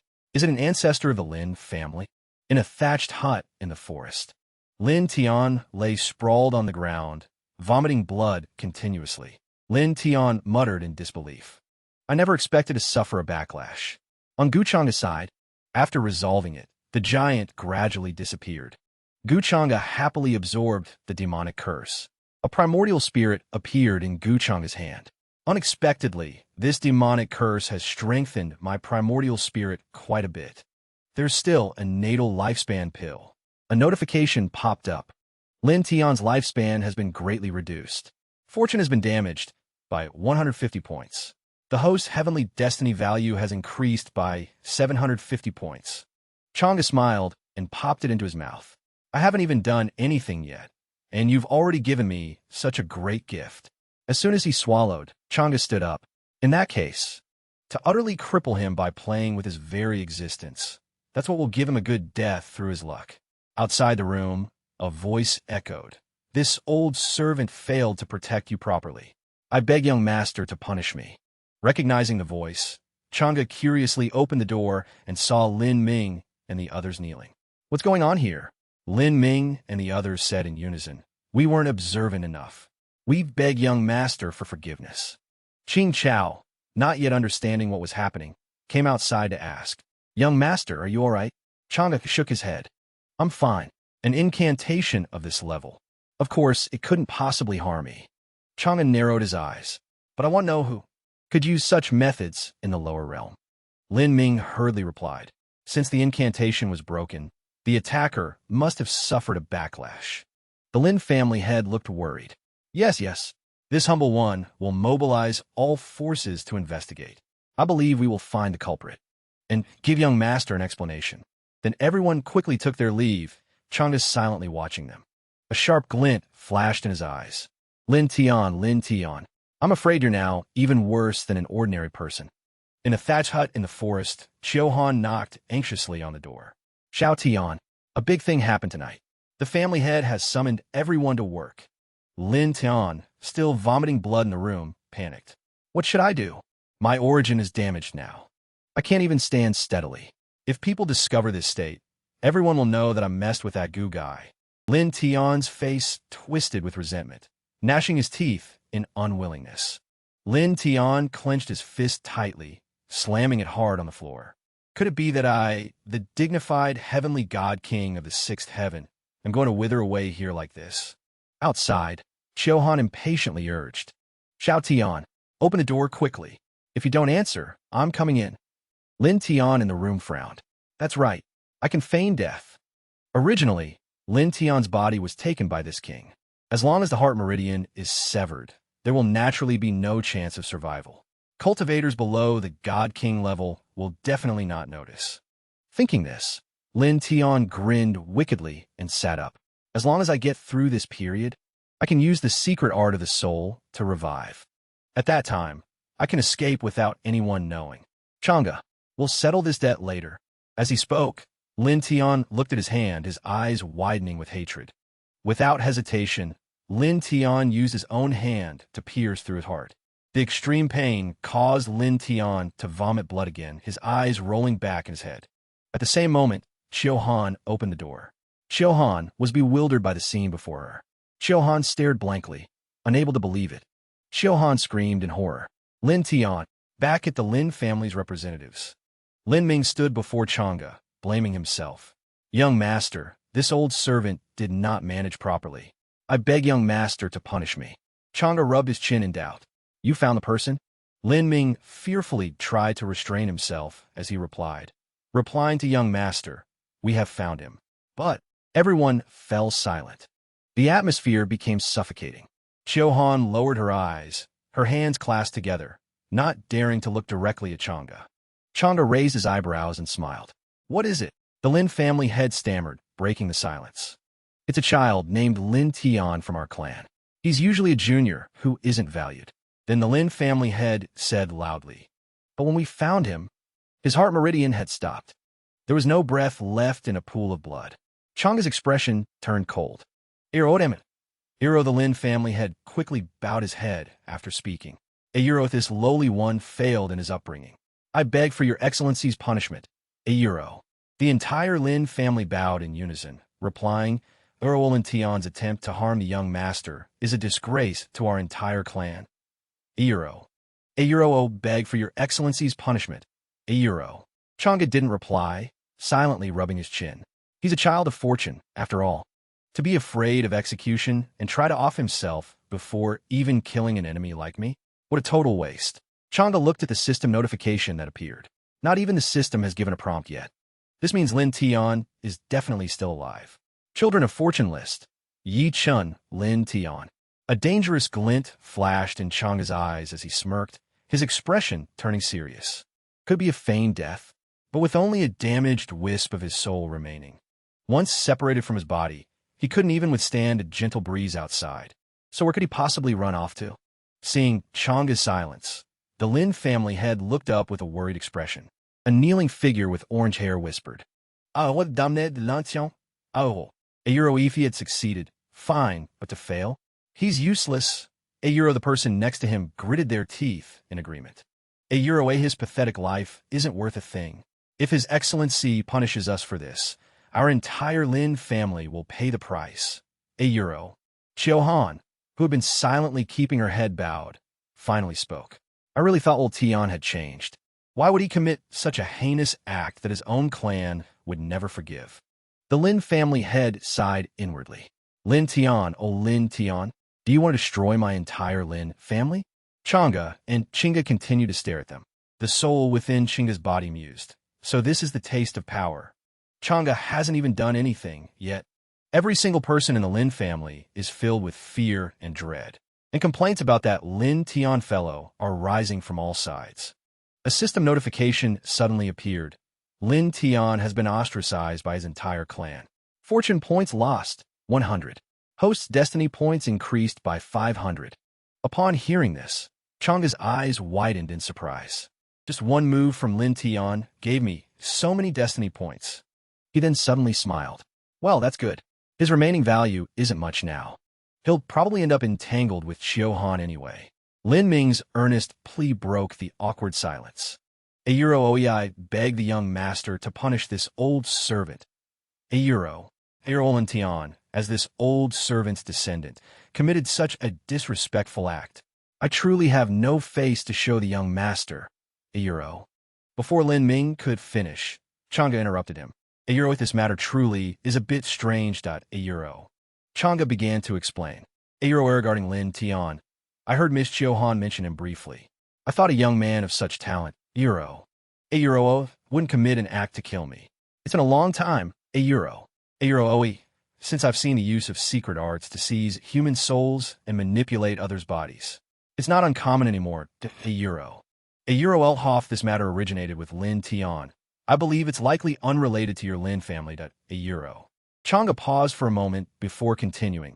The young master is not one to disregard right from wrong. Out of respect for Elder Ming, who has followed me for so long, let's let this matter go to The entire Lin family responded with joyful relief. Many thanks for your excellency's generosity. Your excellency truly understands reason and compassion. Discerns the greater good. Euro. Lin Ming also excitedly clasped his hands in thanks. Euro, many thanks, young master. Euro. Oei will definitely investigate this matter thoroughly. Euro. Oei. And provide the young master with an explanation. Euro. Changa stood up and nodded. Oh, ma'am. If that's the case, you may all withdraw. Euro. Airways for Lin Tion's corpse. Do not cremate it for now. Euro. Everyone bowed respectfully. Euro eyes, Your Excellency. Euro Changa glanced sideways, contemplating. After all, I haven't finished with this little sprout yet. I still need to wait for him to revive. As everyone prepared to leave, Changa spoke up. Shiohan turned and approached Changa. Euro recently, I've been free Euro. Or perhaps in the next few days, Euro. Euro Emus, would you accompany me on a stroll through the inner city? Euro. Changa, having made his invitation, nodded happily. Euro if the young master wishes. Shiohan will certainly not refuse Euro. Changa looked at the destiny points, 200 above Shiohan's head. The system once suggested that women connected to a child of fortune, if they become devoted to someone else, can yield destiny points. Her fortune points are over 200. It shouldn't be hard to use a few tricks to make Shiohan admire me. Changa then glanced back at Qing Chi, whose destiny points, 500, were displayed. I wonder if she's like Su Chinga, secretly increasing her own fortune, and thereby mine as well. Changa stared at Qing Chi, pondering. Or perhaps this is a unique trait only she possesses? Changa and Qing Chi departed. In any case, I still need to keep Shiohan by my side for a while longer to see. 3 days later, numerous flying ships, spirit beasts, and sword-wielding cultivators soared through the skies above Central State City, their excited chatter echoing below. Euro, what's going on lately? Euro OY, are all the major powers from the Bo region converging on Song Province? Have you heard anything? Euro Eve Lin family's old ancestor returned, bringing with him a mysterious Grand Elder. Euro I heard he's from the immortal great sect of the Upper Realm. Euro any force with even a slight connection to him. Euro is guaranteed to transform into a dragon, looking down upon the Bo region. Euro. The martial artists gather below. Even the young generation's Grand Dao discussion in Central State has had its venue changed to the Lin family's ancient city of Chongyue. Euro. I heard many powers from the long-lost ancient divine mountains have also appeared. Euro. Seems they've all come to see that Grand Elder. Euro. Inside the Lin family's ancient city of Chongyue, high above. The interior was lavishly decorated. Hot food steamed on the tables. Brother Jin Yang, your cultivation has certainly deepened quite a bit. Euro, not at all. I heard Brother Zheng Tian recently mastered a wondrous divine art. Euro. He then turned to Jin Yang. Oh, Brother Jin Yang, I heard that not long ago you exchanged hundreds of blows with a genius from the Eastern Barrens, yet neither could claim victory. Euro. And eventually became sworn brothers? Euro. Jin Yang pointed to himself, smugly. Let me tell you all. Euro. That little brother's talent is truly 1 in 1,000 years. I, Jin Yang, holy son of Jialo Holy Land. Euro, with only mid-stage divine ability realm cultivation, exchanged hundreds of blows with me non-stop. Euro even forced me to use my great son true form just to barely suppress him. Euro. He was skeptical. If there are still such extraordinary individuals in this era. Euro. Jin Yang picked up his teacup, took a sip, and sighed. This little brother of mine. His temperament is steady. His talent extraordinary. Eon look, and you know he's destined for great things. But he somehow offended a powerful figure. Left with no choice, he abandoned his homeland and came to Central State. You wondered, is the person he's talking about that one everyone's been gossiping about? The one who supposedly tried to snatch a swan from a toad, failed, and grew jealous of some Grand Elder? Before she could finish, Jin Yang slammed the table, interrupting her. Bullshit. Ori was clearly that woman who wanted to climb the ranks and become a phoenix. So she betrayed my little brother, and now she's spreading all sorts of baseless rumors everywhere. A euro. The two women beside him gasped in surprise. A euro no way. A euro brother Jin Yong is truly straightforward and generous. A euro. I wouldn't lie. Zhang Tian smiled. I wonder who this person brother Jin Yong mentioned is. Perhaps you could introduce us sometime? The girl beside him chimed in agreement. That's right. Jin Yong stammered awkwardly. She suddenly turned and shouted. Everyone look. That is Hiro. It's Changa's group. To think they be personally received by the Lin family's grand elder from Dainanjing. She introduced Xiao Han and Qing Qi. That's Xiao Han, the Lin family's proud daughter. They say she's already an elder of the Daoji Academy, even though she's so young. And the woman dressed in azure robes. That transcendent aura, it must be the Taishian saintess from the East Wasteland Holy Land. Jing Tian stared at Chang'e, startled. So that white-robed man, could he be the one? Gasps rippled through the banquet table as everyone stared, wide-eyed. Yi Yu cheerfully piped up. This humble one is Yi Yu, the Baiwa Holy Son. I've long heard of your esteemed reputation, Lord. This truly is a once-in-a-millennium opportunity. We absolutely must go pay our respects. Jin Yong scowled irritably. Damn it, to think we'd meet him here. Chang'e and the two women stood on the upper floor. Qing Qi marveled, surprised. Chang'e took into view. From this elevated perspective, looking down from the arched ceiling, my hand alone grasps the 9 heavens. Chang'e smiled. The person who built this tower definitely knows how to appreciate the finer things. Xiao Han responded. My hand alone grasps the 9 heavens. Just as she finished speaking, Xiao Han's eyes widened in astonishment, her mouth agape with confusion. Young master, what truly is cultivation? Chang'e, hands clasped behind his back, replied with his eyes closed. What we call cultivation is nothing more than a struggle for dominance in this world. Consider one's physical body a raft, adrift on the vast, ocean-like mortal realm, amidst surging, crashing waves. But the heart remains fixed on the distant shore. Qing Qi, who had been listening from the side, repeated his words. Consider one's physical body a raft, adrift on the vast, ocean-like mortal realm. Xiao Han gazed into the distance and smiled. The young master's interpretation truly is unlike any ordinary person's. It's incredibly profound. Those two sentences, like a soothing balm to her ears. Xiao Han thought of the cultivation world of the upper realm, a place so mysterious she could barely imagine it. Suddenly, Chang'e turned to Xiao Han and asked, Do you want to go? Xiao Han was startled. Young master. Then, Xiao Han lowered her gaze and stuttered. Xiao Han, I wouldn't dare. I know what Lin Tian did to young master is unforgivable. Xiao Han felt a wave of self-blame. And young master had even warned me that day. Before she could finish, Chang'e interrupted, shaking his head. Don't blame yourself. I just spoke casually that day. I didn't foresee things escalating like this. Chang'e smiled. If Miss Lin feels truly remorseful, then I have something you can do for me. Xiao Han's spirits lifted instantly. Just tell me, young master. Gu Chang'e then straightforwardly advised her. I ask that you pay close attention to your younger brother's corpse. Based on his behavior, it's likely not just a simple matter of someone controlling his soul. Then, he cast a glance at Xiao Han. I fear his body itself might have been usurped by some mysterious entity. There are countless secret arts in this world. After all, it's not impossible for him to be revived after death. Xiao Han listened, utterly stunned, disbelieving her own ears. Revived from death? Do such secret arts truly exist? When I found Lin Tian, his heart meridians were clearly, grievously injured. There was absolutely no chance of him surviving. Xiao Han's body trembled unconsciously, her eyes wide. If it's as the young master says, then, did Lin Tian fake his death? Seeing Xiao Han's reaction, Chang'e replied, I'm only guessing. Miss Lin just needs to pay a little attention. Chang'e withdrew his gaze.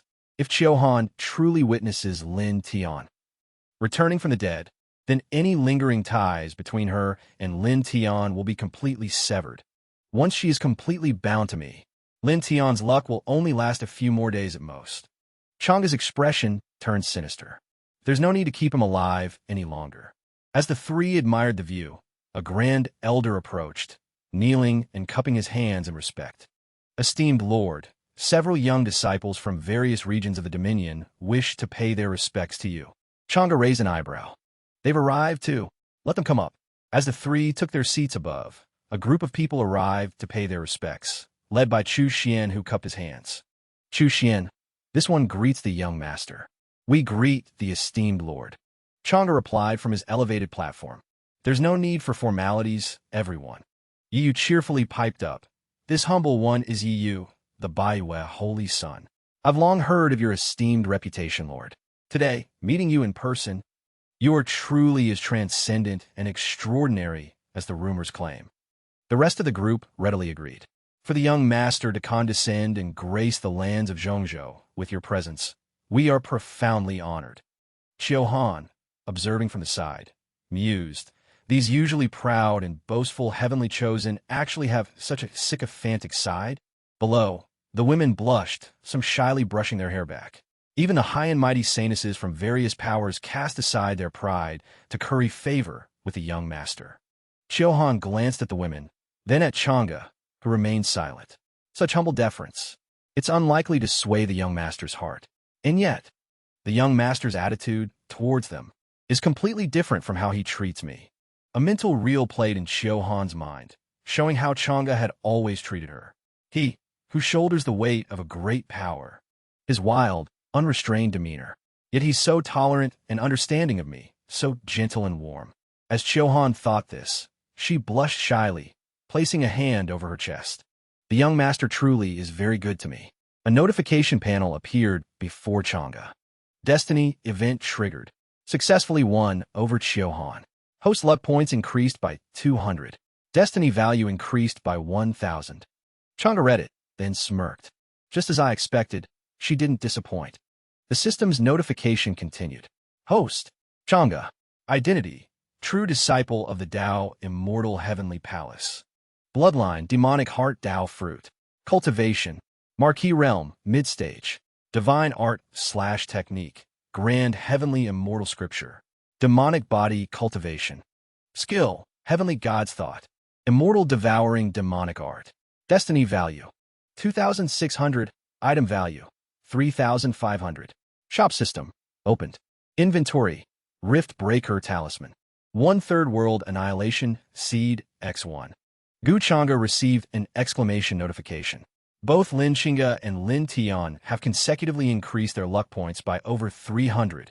My cultivation in the lower realm has already reached its peak. I can save these destiny points for unforeseen circumstances. Gu Chang'e reached out and pressed the system screen. Qiu Hanayuro, perhaps I could try to nurture her. After all, I'd already sensed some goodwill from her when she brought me those pastries. An elementary pill refinement guide appeared on the screen. Support item, elementary pill refinement guide. Destiny points, 100. Gu Chang'e pondered. I'll find an opportunity to give her this. Elementary pill, Dao, Gidiro. How far she develops later will depend on her own talent. System notification. Checking relationships of the child of destiny. Activating random quest. Quest content. Suppress the child of destiny's sworn brother. Quest reward, 500. Destiny points. Punishment for failure, none. Gu Chang'e's eyes widened in curiosity. A random quest? Lin Tian has already been crippled. So, did Ichin trigger this quest? Gu Chang'e was still in the system space, eyes closed. Suddenly, Gu Chang'e opened his eyes. As a child of destiny, to be able to escape death, even in the darkest corners of major forces like Tianjiao, is only natural and reasonable. Gu Chang'e looked at the group, who were still bowing, waiting for him to dismiss their formalities. If it's a random quest, then it seems the target of this quest a Euro must be among this group of people. Gu Chang'e broke the silence. Chu Xian, young master, what are your orders? Chu Xian quickly replied. Gu Chang'e asked, in this central plains, do you have any news of Yichun? Chu Xian scratched his head, stammering. Yichun? Young Mr. Euro. These Euro, Qingge, hearing Gu Chang'e's question, looked over with a hint of doubt. Gu Chang'e asked coldly in return, meaning you don't have any? Chu Xian was drenched in cold sweat, terrified. Thizero, a woman standing nearby, wondered. Yichun? Who is that? Yi wondered. Judging by his lord's expression, he seemed somewhat displeased. Jin Yang remained silent, his expression grim as he stared at Gu Chang'e. Yi muttered. Yichina Euro, why does that name sound familiar? The Eastern Barensi Euro. Profound heaven, Saint Sony Euro. As Yi spoke, She glanced behind her to observe Jin Yang's expression. Jin Yang, bewildered by her gaze, broke out in a cold sweat. Yu pointed at Jin Yang. Your Excellency, I heard that Saint Sun Jin Yang of the Gala Sacred Land knows a hero from the Eastern Barrens. I wonder if he's the Yichin you're looking for. Jin Yang felt like he'd been shot in the foot by his own teammate. He was terrified.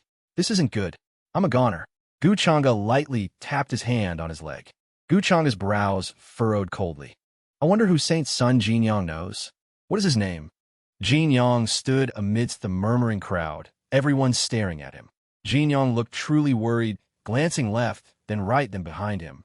Gu Chang'e narrowed his eyes at Jin Yang. Saint Sun Jin Yang, are you not going to speak? This silence shows you know the person. And indeed, he is the one I'm looking for. Jin Yang broke out in a cold sweat. Then, clasping his hands respectfully, he replied, Your Excellency, I don't know the person you are looking for, Euro. Before Jin Yang could finish speaking, a wave of purple primordial spirit energy slammed into everyone. In fact, that wave of primordial spirit had been emanating for a while.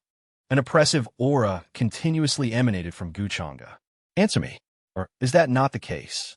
Upon hearing that, the crowd felt their strength suppressed, and fear showed on every face. I didn't expect this young lord's power to be so terrifying. This level of cultivation, Euro, even in my Saint Lord's sect. I've never felt it from even the Imperial Lords. Yu gritted her teeth in tension, sweat beading on her face. Damn it, I was too eager to show off. If I get dragged down by Jin Yang Euro. A Euro won't I face calamity next? Jin Yang, his body trembling, stepped forward. Your Excellency, I indeed know someone named Yi Chun, courtesy name Huei. Gu Chang'e paid no mind to the expressions of the others. His voice was cold. Where is he now? Jin Yang was terrified, stammering, unsure what to say. Forgive me, Your Excellency. I cannot reveal the whereabouts of Yi Chun Huei. Yu turned and snapped. Jin Yang, are you insane? Then she clasped her hands and reported to Gu Chang'e. Your Excellency, this brat Jin Yang must have been bewitched by that Yi Chun. Normally, he would never do something so foolish. Jin Yang interrupted from behind. Shut up. Yi Chun is my sworn brother. I know his character well. And Your Excellency, between you and my sworn brother Euro, is there some misunderstanding? Gu Chang'e slowly stood up, and the oppressive aura reappeared. Gu Chang'e's entire demeanor was icy. My asking you is your honor. Misunderstanding? What gives you the right to ask me that? At the same time, Jin Yang coughed up blood. His legs gave out under the pressure, and he collapsed to the ground. Everyone quickly scattered, retreating in fear. Jin Yang's protector quickly rushed over. Saint Sun, the bald man frantically shielded Jin Yang. This foolish Saint Sun inadvertently offended Your Excellency. Please forgive him, Your Excellency. Gu Chang'e looked on coldly, not speaking. Then he parted his lips and uttered coldly, Elder Ming. A passageway appeared in the air, and Lin Ming stepped through. Your old servant is here. Everyone was startled and stunned. This is the ancestor of the Lin family who ascended 30,000 years ago. I can't believe he calls himself an old servant in front of this lord. Gu Chang'e stood above them, hands clasped behind his back, his expression contemplative. After tomorrow, I don't want to hear any news about the existence of the Galu sacred land anymore. Lin Ming clasped his hands and bowed respectfully. Your old servant understands. Seeing this, the bald man quickly reached out to stop him. Senior, witnessing this, everyone present turned pale, not daring to utter a sound. The leader couldn't even finish his sentence before he collapsed to the ground in terror. It's over. It's truly over. Seeing this, Thursday Han felt a ripple of unease. A single casual remark had sealed the fate of an entire region. Both Thursday Han and Qing Xie's gazes turned to Chang'e. So cold, so aloof. Like a god holding all power. This was the young master's true nature. Suddenly, a system notification appeared. Random quest completed. Quest rank, perfect. Destiny value increased by 40%. Final reward. Destiny value reached 700 points. At the Ca Lu Sacred Land, everyone had gathered outside the Sacred Lord's courtyard. The Sacred Lord threw his hands up in despair. Just who did our Ca Lu Sacred Land offend to bring about such a catastrophe? The disciples of Ca Lu's sacred land stood dumbfounded at the sect gates, completely shocked. At the same time, fireballs appeared in the sky, and an immense, oppressive hand descended, engulfing the entire Ca Lu sacred land. Does heaven mean to annihilate our Ca Lu sacred land? Elsewhere, inside Big Brother Jean Yang's residence, Yichen looked at the shattered token and wept. In the end, things have spiraled into the very situation I dreaded most. He gritted his teeth, glaring furiously at the shattered jade. I will kill Chang'e. Absolutely. Yanji emerged from a magic artifact, calling softly, Little Chun. Yanji lowered her head, her expression grim. Master, if you can tell me to let go of my enmity with Chang'e, don't bother. He clenched the jade token, a chilling, murderous glint appearing in his eyes. The heavenly, eternal, ancient secret realm is about to open. I must obtain the inheritance of that secret realm's master and that long-sealed demonic artifact. In another bamboo-shaded courtyard, Chang'e and Thursday Han strolled leisurely. Young lady Thursday Han, ever since we returned from the Crimson Star Pavilion. Why have you been so quiet? Chang'e gently patted Thursday Han's head. Did I frighten you, young lady?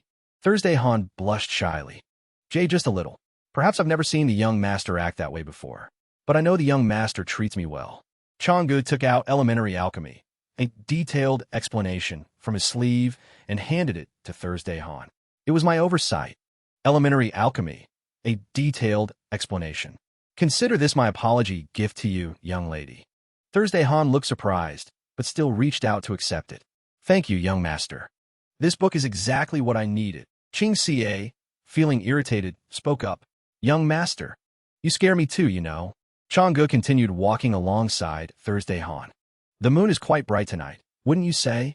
This made Ching Ca grit her teeth in frustration. 3 days later, in front of the main hall, a group of people respectfully addressed Thursday Han and her retinue. If that esteemed person has no intentions, then we won't trouble him further. In the future, we'll still have to rely on Patriarch Lin to put in a few good words for us. Patriarch Lin shook his head. Oh, no. Our Lin family has always sought to forge good relationships. I will certainly keep your matter in mind. Thursday Han felt a slight pang. The young master is so aloof towards others, yet he still protected the Lin family's prestige. Recalling Chang Ji's demeanor earlier, and how he treated those who opposed him. Then Lin Tian must really be, as the young master said. He must no longer be Lin Tian. Otherwise, why would such a monumental event occur? And why would the young master still be so lenient with our Lin family? Poor little Xiao Tian. Inside the prison cell, Lin Tian's body lay motionless. Then his arm twitched continuously. Lin Tian abruptly sat up. The guard outside saw it and shrieked in terror. A zombie! Immediately, the guard scrambled out to report to Thursday Han. Young lady, Lin Tian, hero. Thursday Han interrupted. What's with all this shouting? You're dismissed. Inside the prison cell, Lin Tian subtly moved his hand. Lin Tian tested his joints. My body is still perfectly intact. It seems I've survived a great tribulation. Lin Tian's expression darkened. That damn goo. This debt. This king will settle it with you, slowly. Suddenly, a group of people appeared before Lin Tian. He looked up puzzled. As he raised his head, he saw them all deferring to Chang'e. Chang'e smirked, as if he'd anticipated this very moment. Lin Tian began to feign amnesia. Sister, why am I here? I distinctly remember studying in the library. Chang'e watched Lin Tian's act before him. This brat's acting is a little too over the top. Lin Tian stood up, feigning confusion as he looked at Chang'e. Who is this man? I've never seen him before. Thursday Han couldn't take it anymore and shouted. Enough! At a time like this, what are you still pretending for? Lin Tian's face showed worry. Sister, what are you saying? I don't understand anything at all. Lin Tian looked around the prison cell, muttering to himself.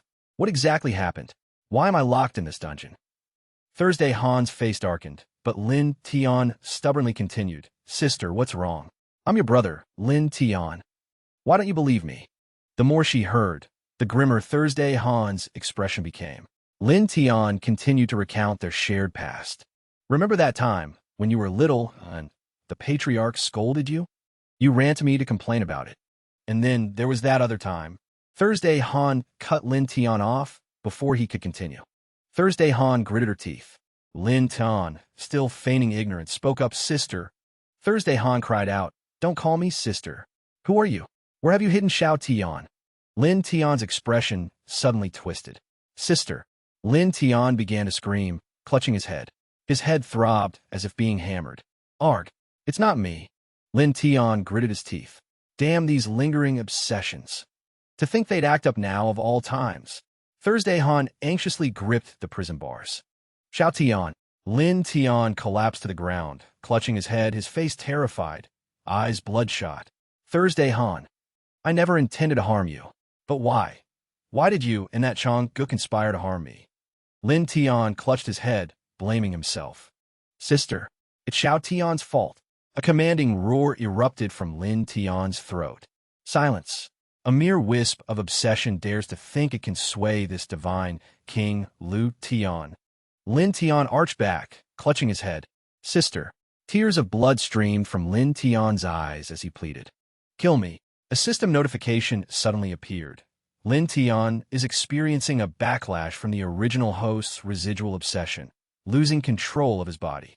Item value decreased by 200 points. Host's heavenly fate value increased by 1,000 points. Currently, the Son of Fortune's destiny value is completely depleted. Activating rule. Kill to make an example. Xiaohan slowly stepped back. Xiaohan sobbed. "Xiao Tian." Chang'e stepped forward, placing a hand on Xiaohan's shoulder to comfort her. Chang'e said firmly, "I know you can't bring yourself to do it. You should leave. I'll take care of this scoundrel." Tears streaming down her face, Xiaohan looked at Lin Tian, suffering in his cell. Xiaohan's tears fell even faster. Xiaohan turned and fled. Chang'e's eyes turned cold as he looked at Lin Tian. Xiaohan and Lin Tian truly share a deep bond of kinship. Do you know why she wouldn't let your body be buried and rest in peace? Hearing Chang'e's words, the evil soul within Lin Tian's body trembled. Then Lin Tian roared in disbelief. You knew I was faking my death." Lin Tian gritted his teeth. "You goo. Who are you? What's your purpose?" Chang'e smirked, retorting, "Purpose? What purpose could I possibly have?" A purple aura swirled around Chang'e's body. An eye opened on his forehead. "Haven't you always wanted to kill me?" Chang'e unleashed his power, his eyes glowing crimson. Why ask such a question now? The purple aura slowly snaked its way into the cell. Lin Tian recoiled in fear, stammering. "Demonic Qi, who in the world are you? How can you possess such a method?" Before Lin Tian could react, Chang'e was already in front of him, his finger pointed at Lin Tian's forehead. Chang'e smiled faintly. "A dead man doesn't need to know so much." Lin Tian's eyes struggled open, blood vessels bulging. Then, only an ear-splitting shriek echoed, as the purple aura completely enveloped the cell. Lin Tian slowly collapsed to the ground. Chang'e stood beside Lin Tian's corpse, a thoughtful expression on his face.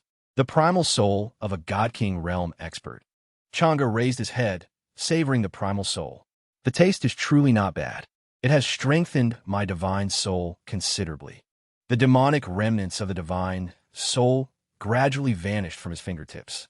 "Still, this forbidden demonic art is not to be taken lightly. Until I have complete mastery, I absolutely cannot reveal it." A system notification suddenly appeared. Son of Fortune, first kill successful. Activating fortune point reduction rule. Calculating. Congratulations, host, for acquiring the Heavenly Tao reward chest. Fortune increased by 100 points. Heavenly Fate value increased by 500 points. First kill reward chest acquired. Fortune point exchange function activated. The host's own fortune can be exchanged for Heavenly Fate value. The exchange rate is 1-to-1. Chang'e's eyes narrowed. So that's how it is. Since ancient times, there's been a saying, "Fortune burns across the myriad heavens to preserve one's life." This fortune can be exchanged for system functions. Subtly granting me another trump card. He reached out to touch the first kill reward chest. Then what's next? First kill reward chest acquired. Chang'e exerted force. System notification. First kill reward chest acquired. The reward chest opened, revealing a dazzling light. System notification. Congratulations, host, for acquiring Fortune Plunder Card X3. Congratulations, host, for acquiring 1/3 World Shattering Seed X1. Congratulations, host, for acquiring System Settlement Critical Hit Card X1. Congratulations, host, for your burst of luck. Acquired. Fortune Plunder Card X3. 1/3 World Shattering Seed X1. System Settlement Critical Hit Card X1. Changa frowned thoughtfully. Fortune Plunder Card. System Settlement Critical Hit Card? The system began to explain. Fortune Plunder Card. Details. Can activate a fortune plundering attempt against the Son of Fortune. There's a certain chance of failure. Decision should be based on the Son of Fortune's current state. If the plundering is successful, it will reduce the Son of Fortune's destiny value to 0. The host will acquire an equivalent amount of the opponent's destiny value. The system continued its explanation. System Settlement Critical Hit Card. Details. When a system settlement distributes rewards, it grants a random critical hit reward. This can be tens of times, or even hundreds of times the original. Changa rubbed his chin in thought. The System Settlement Critical Hit Card. I can use that when I kill Yi-chun. As for the Fortune Plunder Card, it can actually disregard the rules of fortune, directly plundering a Son of Fortune's destiny value. This truly is a rare treasure. Changa brought up the system panel. The price in the system store is 10,000 Heavenly Fate value, which means when I initiate a plunder, I need to ensure I gain at least 2,000 destiny value just to break even. Fortune Plunder Card. Heavenly Fate value. 10,000. This implies that in the system's hidden settings, the fortune value of future Sons of Fortune I encounter won't be too low. Thinking this, Changa smiled. If I'd gotten this information beforehand, I suppose it wouldn't count as cheating, would it? Changa touched the reward chest. System notification. Heavenly Tao, Beyond Level Reward Chest activated. Congratulations, host, for acquiring the Halo of the Son of Heavenly Fate. The Halo is currently undergoing transformation. Congratulations, host, for acquiring the Halo of the Destined Villain. Congratulations, host, for receiving the Heart of the God King. Changa crossed his arms, looking at the system notifications. Destined Villain. Heavenly Fate rests upon me. If I am destined to be a villain when dealing with Sons of Fortune, I'll inadvertently see differences in their fortune. Inadvertently see differences in fortune. Although this will make things considerably more convenient when encountering new Sons of Fortune later on. Changa frowned. But if I outright slaughter a Son of Fortune, I'll also miss out on many opportunities for Heavenly Fate value. Changa gripped the heart. The benefits are immense. I'll need to consider this carefully later. He gazed intently at the heart, pondering. This heart contains the painstaking cultivation of a God King realm cultivator spanning tens of thousands of years. I should just merge with it directly. After a moment's thought, Changa took the heart and placed it into his chest. As soon as the heart was placed in his chest, a surge of power erupted from within it, merging into Gu Changa's demonic physique's purple aura. Innate talent, devouring immortal demonic art. Destiny points, 4,000. Chi luck value, 450. Shop, activated. Items, realm-breaking talisman, divine ability, Tao Heaven immortal demonic physique. Innate talent, devouring immortal demonic art. Destiny points, 3,000. Chi luck value, 450. Shop, activated, realm-breaking talisman. Divine ability, Tao Heaven immortal demonic physique. Innate talent, devouring immortal demonic art. Destiny points, 2,000. Chi luck value, 450. Shop, activated, realm-breaking talisman. System notification, character. Gu Changa's Halo, heavenly mandate villain. Status, true disciple of heavenly Tao immortal palace. Those ethereal wisps of aura caressed Gu Changa's hair. Gu Changa glanced. Just to advance one layer of the Tao Heaven Immortal Codex, it consumed 3,000 destiny points. My cultivation realm has only just stabilized at the late-stage Marquis realm. If I want to break through to the peak Marquis realm, I'll probably need more than 5,000 destiny points. Gu Changa snapped back to reality. These things just never stop, do they? Afterward, he left the prison, thinking that now, at the 8 desolate demon domain, he could conveniently deal with Yi-chun. After all, as I am now, he no longer has any use to me. I also need to prepare for the matters of the upper realm. As he stepped out, he saw Chiohan waiting there. Chiohan was still shedding tears, her eyes filled with sorrow, looking at young Master Gu Changa. Gu Changa walked over and wiped away the tears from the corners of Chiohan's eyes. Gu Changa comforted her. It's all right. Lin Tian's matter has been resolved. The remnant soul of the expert who possessed his body has also been eliminated. He walked past Johan and said, "Let Lady D rest in peace soon. After all, her body wasn't possessed for too long, so her soul might not have completely dissipated. Perhaps there's still a chance for reincarnation." The more Johan heard, the more sorrowful she became, tears streaming down her face. "Thank you, young master." The scene shifts to a bustling street. Rising Moon Ancient City is about a 3-day journey from the heavens' chosen discourse in Central Continent. Inside a villa, a group of people were conversing. "I can't believe the celestial pagoda Holy Land was annihilated like that. Just what is the background of that young lord from the upper realm? It's hard to say. Our entire ancient God Mountain range has been reclusive for so many years. How could we understand such figures?" As they were gossiping, a woman's voice drifted over. "No matter his background, the one who arrived was Lu Li. As long as he provoked Brother Yichun, I will definitely make him pay." The people from ancient God Mountain exclaimed upon seeing Lu Li. "Rest assured, Miss Lu Li, even if he comes from the upper realm, he's nothing to our ancient God Mountain." "That's right. How dare he offend Miss Lu Li? This matter won't end here. He's just some guy from the upper realm. This Azure Heaven realm isn't his place to meddle in." Lu Li's eyes grew cold as she turned around. "Aunt Shui, do you have any news about Brother Yichun yet?" As she finished speaking, a figure appeared. It was Aunt Shui. Aunt Shui arrived, her demeanor indifferent, yet she replied respectfully, "Miss, the last time I sensed his spiritual energy active in the Central Continent was a while ago. I haven't sensed his presence since." Lu Li lowered her gaze, pondering. "Is that so? During this time, Brother Yichun endured quite a lot of hardship before." Aunt Shui was slightly surprised upon hearing this. "Miss, are you so certain? The true phoenix, he imagines, soaring through the 9 heavens, would have returned to the upper realm by now. But I fear Yichun will find it hard to even reach the void god realm. I advise you." Lu Li suddenly raised her voice. "I know you all look down on Brother Yichun, but I believe he will definitely soar to the heavens with a single step. He's already said it. Never scorn a poor young man." Aunt Shui sighed. "What you say isn't wrong. But with Yi Chen's capabilities, even if you give him 30,000 more years, what then? Some people are simply destined to be at a peak he can never hope to reach." As she finished speaking, Lu Li retorted, "Enough, Aunt Shui. I must go meet that so-called young lord from the upper realm. If anything unpleasant happens, please take care of that old void god realm marquis who's by his side." Seeing that her advice was useless, Aunt Shui was helpless. "Miss, please be careful. I won't let anyone harm you, Mississippi." The scene shifts to Guchanga. He was holding a jade artifact in his hand, observing it. Then Guchanga remarked, "Indeed, Lady Chiohan's innate talent isn't bad. It's only been a few days, and she's already made some progress in the Tao of Alchemy." Chiohan humbly bowed her head. "It's all thanks to the mind art you bestowed, young master." Chiohan is deeply grateful.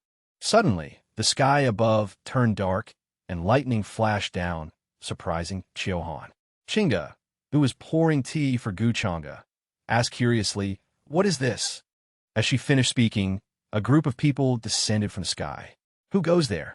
How dare you trespass upon our ancient Lin family?" The group from ancient God Mountain, led by Lu Li, charged forward. "Ha ha ha! A mere Lin family. We are from the ancient God Mountain. Have you still not come out to greet us?" The Lin family members exchanged glances upon hearing this. "Ancient God Mountain?" As Lu Li landed, the old man spoke up. "May I ask why the esteemed guests from ancient God Mountain have graced our Lin family with your presence?" Lu Li shouted. "Go tell Guchanga, Yichen's junior cousin, Lu Li, demands to see him." The old man cupped his fists. "If you wish to meet young Master Gu, please wait a moment. I will go inform him." One of the ancient God Mountain disciples stepped forward. "Lin family patriarch, those words are quite bold. Do you know what it means to offend Miss Lu Li?" He pointed at the patriarch's forehead. "Will the Lin family still have a place in the Azure Heaven realm?" Mid-sentence, he noticed something was off. He looked up. A beam of light shot straight down from the sky, accompanied by a massive hand. A finger pointed directly at him. The finger pressed against his face, distorting his features. The light terrified Lu Li's group. Even the Lin family members couldn't see clearly. The light slowly dispersed, and the sun gradually returned, shining clearly. That guy vanished too. Liuli's eyes widened in disbelief at what she saw. The Lin family members stammered, peering inside. Young Master Chang'e spoke coldly. Let them in. The Fenghuang realm cultivator's body slowly vaporized. The Fenghuang realm cultivator's face grew gaunt and aged, his breath shallow as he gasped out. Young Master. Young Master. Another member of the ancient divine mountain, a man with a tiger-like face and wings, looked displeased. We're still from the ancient divine mountain, for heaven's sake. And he just kills whenever he feels like it. The person next to him turned pale. That environment just now. I could already sense the terrifying aura of the Fenghuang realm. Just who is this person? Upon hearing that, Liuli's expression darkened. Let's go in. All the ancient divine mountain members glared at the Lin family group. Aunt Shui, observing from afar, sighed with a hint of admiration. The moment we entered the Lin family, I felt a powerful aura lock down on us, so clearly. To effortlessly suppress someone of my heavenly god realm cultivation with just an aura and prevent me from pinpointing his location, I fear the Lin family's ancestor might have already reached the God King realm.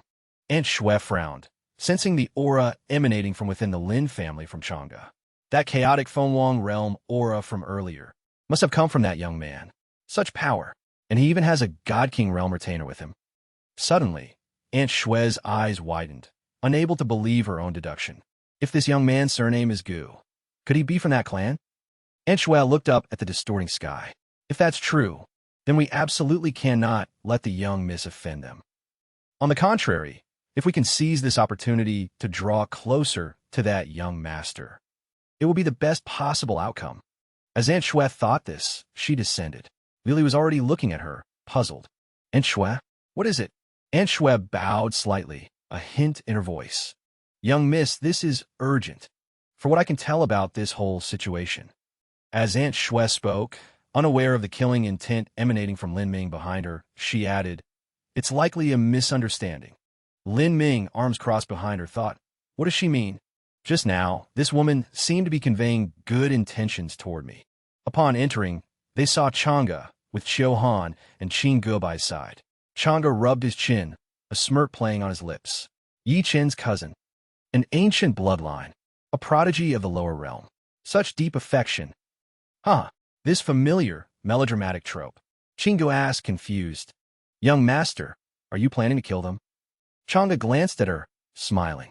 Do I look like someone who just casually slaughters people? After saying this, Chang'e stood up and left.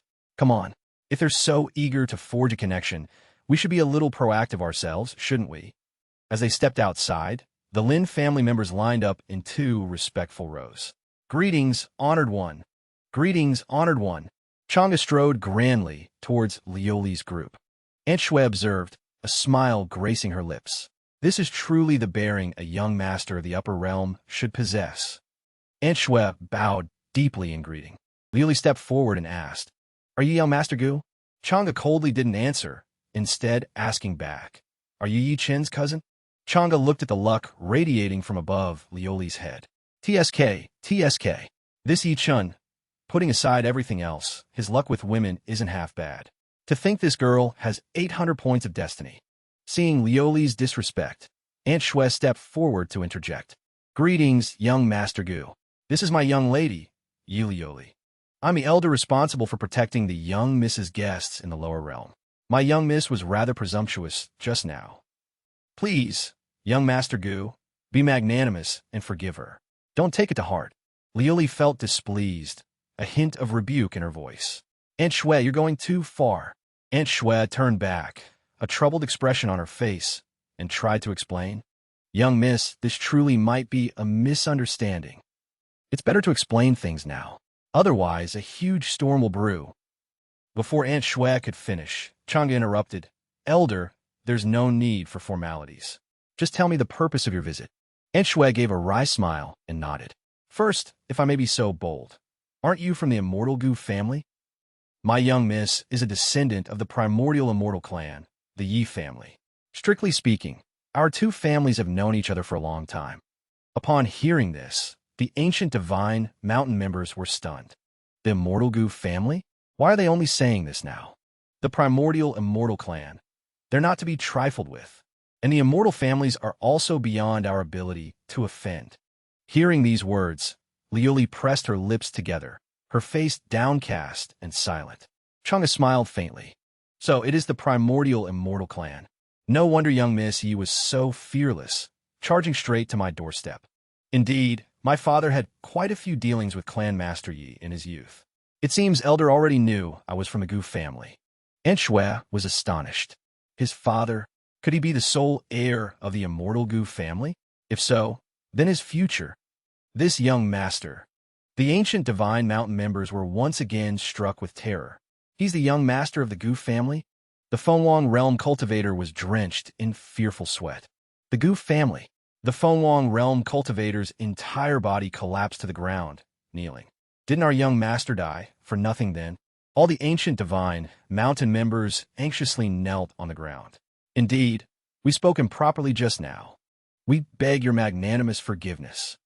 We were blind, failing to recognize Mount Tai. We have indeed offended you. Please, honored one, pardon us. Liuli stared at her subordinates, who were bowing and kneeling, her eyes wide with disbelief. Why? Why is this happening? Aunt Shui hurriedly explained. Young miss, this whole situation is a complete misunderstanding. You really should apologize to young Master Gu. What kind of status does young Master Gu possess? Why would he even bother with someone as insignificant as Yichun? Liuli gritted her teeth. Then she shouted defiant. Aunt Shui, you don't need to say another word. I cannot apologize to him. Liuli pointed a finger at Chang'e. It's him who forced Brother Chun to flee in all directions. He made him an enemy of the world. Chang'e clicked his tongue. This little girl is quite devoted to Yichun, isn't she? To not surrender under such pressure. Gu Chang'e licked his lips. But in the end, she's just a simple-minded little girl. Aren't your feelings for Yichun quite strong? Then I'll strike from that angle. I'll just devour you, little by little. Gu Chang'e stepped forward. So, what exactly is your purpose for coming here? Gu Chang'e stopped. If I don't get an explanation for today's events, then even if you were descendants of the primordial immortal clan, then Gu Chang'e unleashed a surge of purple killing intent, overwhelming the people from the ancient Divine Mountain and Lu Li with its oppressive power. I will still show no mercy. Ji Shui conjured an ice shield, stepping in front of Lu Li. Young Master Gu, please calm your anger. Today's events, my young mistress truly overstepped. We beg for your mercy, young master. At her words, Gu Chang'e retracted his aura. His cold gaze swept over Lu Li's group. Nothing to say. Lu Li's face was drenched in sweat. Her teeth gritted as she remained stubbornly silent. Seeing no one respond, Gu Chang'e commanded, Elder Ming. Lin Ming materialized from thin air. Your servant is here. Gu Chang'e's voice was icy. Every 10 breaths. Kill one of them. Gu Chang'e's words were heavy with killing intent. If anyone resists, annihilate them all. The people from the ancient Divine Mountain were terrified, realizing they were about to be slaughtered. Mercy, my lord! My lord! They looked up at Lin Ming. Young mistress, save us. We don't want to die. The fate of our families rests entirely in your hands, young mistress. Seeing her subordinates cowering in fear of death, Lu Li angrily yelled at Gu Chang'e. You despicable, shameless worm. Ji Shui, beside her, was too late to stop her. Young mistress. Gu Chang'e settled into a nearby chair. Qing'er brought him a steaming cup of tea. Young master, your tea. Gu Chang'e nodded. Ji Shui turned to scold her. Young mistress. Why don't you understand, young mistress? With young Master Gu's status, if he truly intended to kill Yichun, even if Yichun possessed heaven-bestowed abilities, he'd be hard-pressed to escape. This must all be a misunderstanding. You are the princess of the primordial immortal clan, young mistress. And young Master Gu is the young lord of the Chongqing family. You just need to lower your head slightly, and I'm sure young Master Gu won't make things difficult. Lu Li frowned, her teeth gritted. Her eyes flashed with an immediate desire to kill Gu Chang'e. Someone like him could never be a good person. Gu Chang'e raised the teacup to his lips. His voice was cold as he commanded, 10 breaths are up. Lin Ming, standing behind Gu Chang'e, acknowledged the command and raised a finger. Then, he signaled, and a beam of light shot forward. The beam pierced through one of the men, sending him flying backward. The 2 remaining men looked up in terror, sweat pouring down their faces. The man who had been struck flew a great distance before his body crumpled to the ground. Lu Li's face turned ashen. She hadn't expected Gu Chang'e to actually do it. Yuehiro. The two terrified men scrambled to Lu Li's feet, clutching her legs and begging for salvation. Young mistress, save us. I don't want to die. We came here because of you, young mistress. You can't just abandon us now. He clung to Lu Li's leg for dear life, refusing to let go. It's clear that if you just showed a little more willingness, you could save us from this death sentence. But why won't you agree? Snot flew from his nose as he shrieked. Our lives. Are they worth less than a single word from you, young mistress? The other man chimed in, pointing behind them. That's right, young mistress. Are you truly so heartless that you'd abandon us, just for your big brother Yichun? Witnessing this scene, Gu Chang'e merely smirked. Lu Li lashed out with her leg, kicking the man off her. Enough! Lu Li gritted her teeth and bowed her head in admission of fault. Today's actions. Lu Li has indeed been presumptuous. Lu Li ground out each word through clenched teeth. I apologize. Young master, please forgive me. Gu Chang'e finished his tea, then set the cup down for Chinger. Gu Chang'e waved a hand, dismissing Lin Ming. No need for apologies. After all, I'm not a villain. Naturally, I wouldn't hold such a trivial matter against you. Ji Shui managed a strained smile. All right, young mistress. Finally, today's misunderstanding has been resolved. I told you young master Gu wouldn't make things difficult for us. The two men, hearing they had been pardoned, instantly broke into overjoyed expressions. They kowtowed repeatedly, profusely thanking him. Many thanks, my lord. Many thanks for your mercy. Gu Chang'e smiled. Don't thank me. After all, the one who allowed you to live was young Mistress Lu Li. If you want to offer thanks, then thank her. At Gu Chang'e's false smile, Lu Li was left speechless with rage. That man. Then, Lu Li sighed, regaining her composure. Lu Li stepped forward a few paces. Gu Chang'e replied coldly. Yichun, I don't recall ever doing anything to him. Are you not mistaken, young Mistress Yi? Gu Chang'e's icy gaze fixed on Lu Li, challenging her. Or does young Mistress Yi believe that I have done something to him? Killing an ant is no trouble for me. Seeing Gu Chang'e's oppressive aura and hearing his words, Lu Li held her tongue. Logically speaking, this matter wouldn't be difficult for Gu Chang'e to kill Yichun. How could Big Brother Yichun still be alive after offending him? Lu Li pondered. Could Big Brother Chun have truly been wrong? Yet, deep down, she still held some trust for Yichun. Or was it, as the rumors claimed, because of this woman? Lu Li's gaze fell on Su Qing'er, who stood beside Gu Chang'e. Su Qing'er possessed such a graceful figure. It was plausible for men to commit mad acts for her. Lu Li shook her head, muttering, No, that can't be. Big Brother Chen has always been honest and kept to himself. He wouldn't do something like that. Gu Chang'e watched Lu Li's expression and let out a cold snort. Ha! The reason I didn't kill Yichun is because he's still useful. I bet you'd rack your brains and still not figure out. Lu Li retorted, bristling, If young Master Gu isn't going to kill Brother Chun, then why did you destroy the Cauldron Holy Land related to him? Chang'e laughed. How amusing. Are you implying that Miss Yi is here today to reprimand me? To kill an ant? Then, Chang'e's smile vanished. He frowned, his eyes radiating murderous intent. Do I really need to explain myself to you? Lu Li was terrified by the pressure Chang'e emitted. Lu Li gritted her teeth. I didn't mean that. Chang'e was right. Given his status, destroying the Cauldron Holy Land was like crushing an ant to him. If it was just to kill an ant, what reason would he need? And if he wanted to kill Brother Chun? I heard that powerful expert used his life to seal an unparalleled fierce demon. Brother Chen wouldn't be alive. She glanced at Chang'e, who stood high above them. Coming here today, it's clear that I was being unreasonable. The system suddenly announced. Yahello has been moved by Yichun. Yichun's destiny point has decreased by 100. The host's destiny value has increased by 500. Chang'e recalled. Looks like this thorn has finally been planted. Next, it will be much simpler. Chang'e stood up. If there's nothing else, you can leave now. Lu Li didn't want to stay either and turned to leave. Di Shui, let's go. Di Shui bowed respectfully. Young Master Gu, perhaps you young people could interact more. After all, you're both from the upper realm, and meeting in the lower realm is fate. Chang'e shook his head. No need. I'm not interested in that girl. Lu Li, who was leaving, suddenly froze. Her eyes widened at Chang'e's words. Lu Li turned back and snapped. What do you mean by that, you goop bastard? Di Shui tried to stop her from behind. Miss, the system announced Changa's information. Character: Changa. Halo.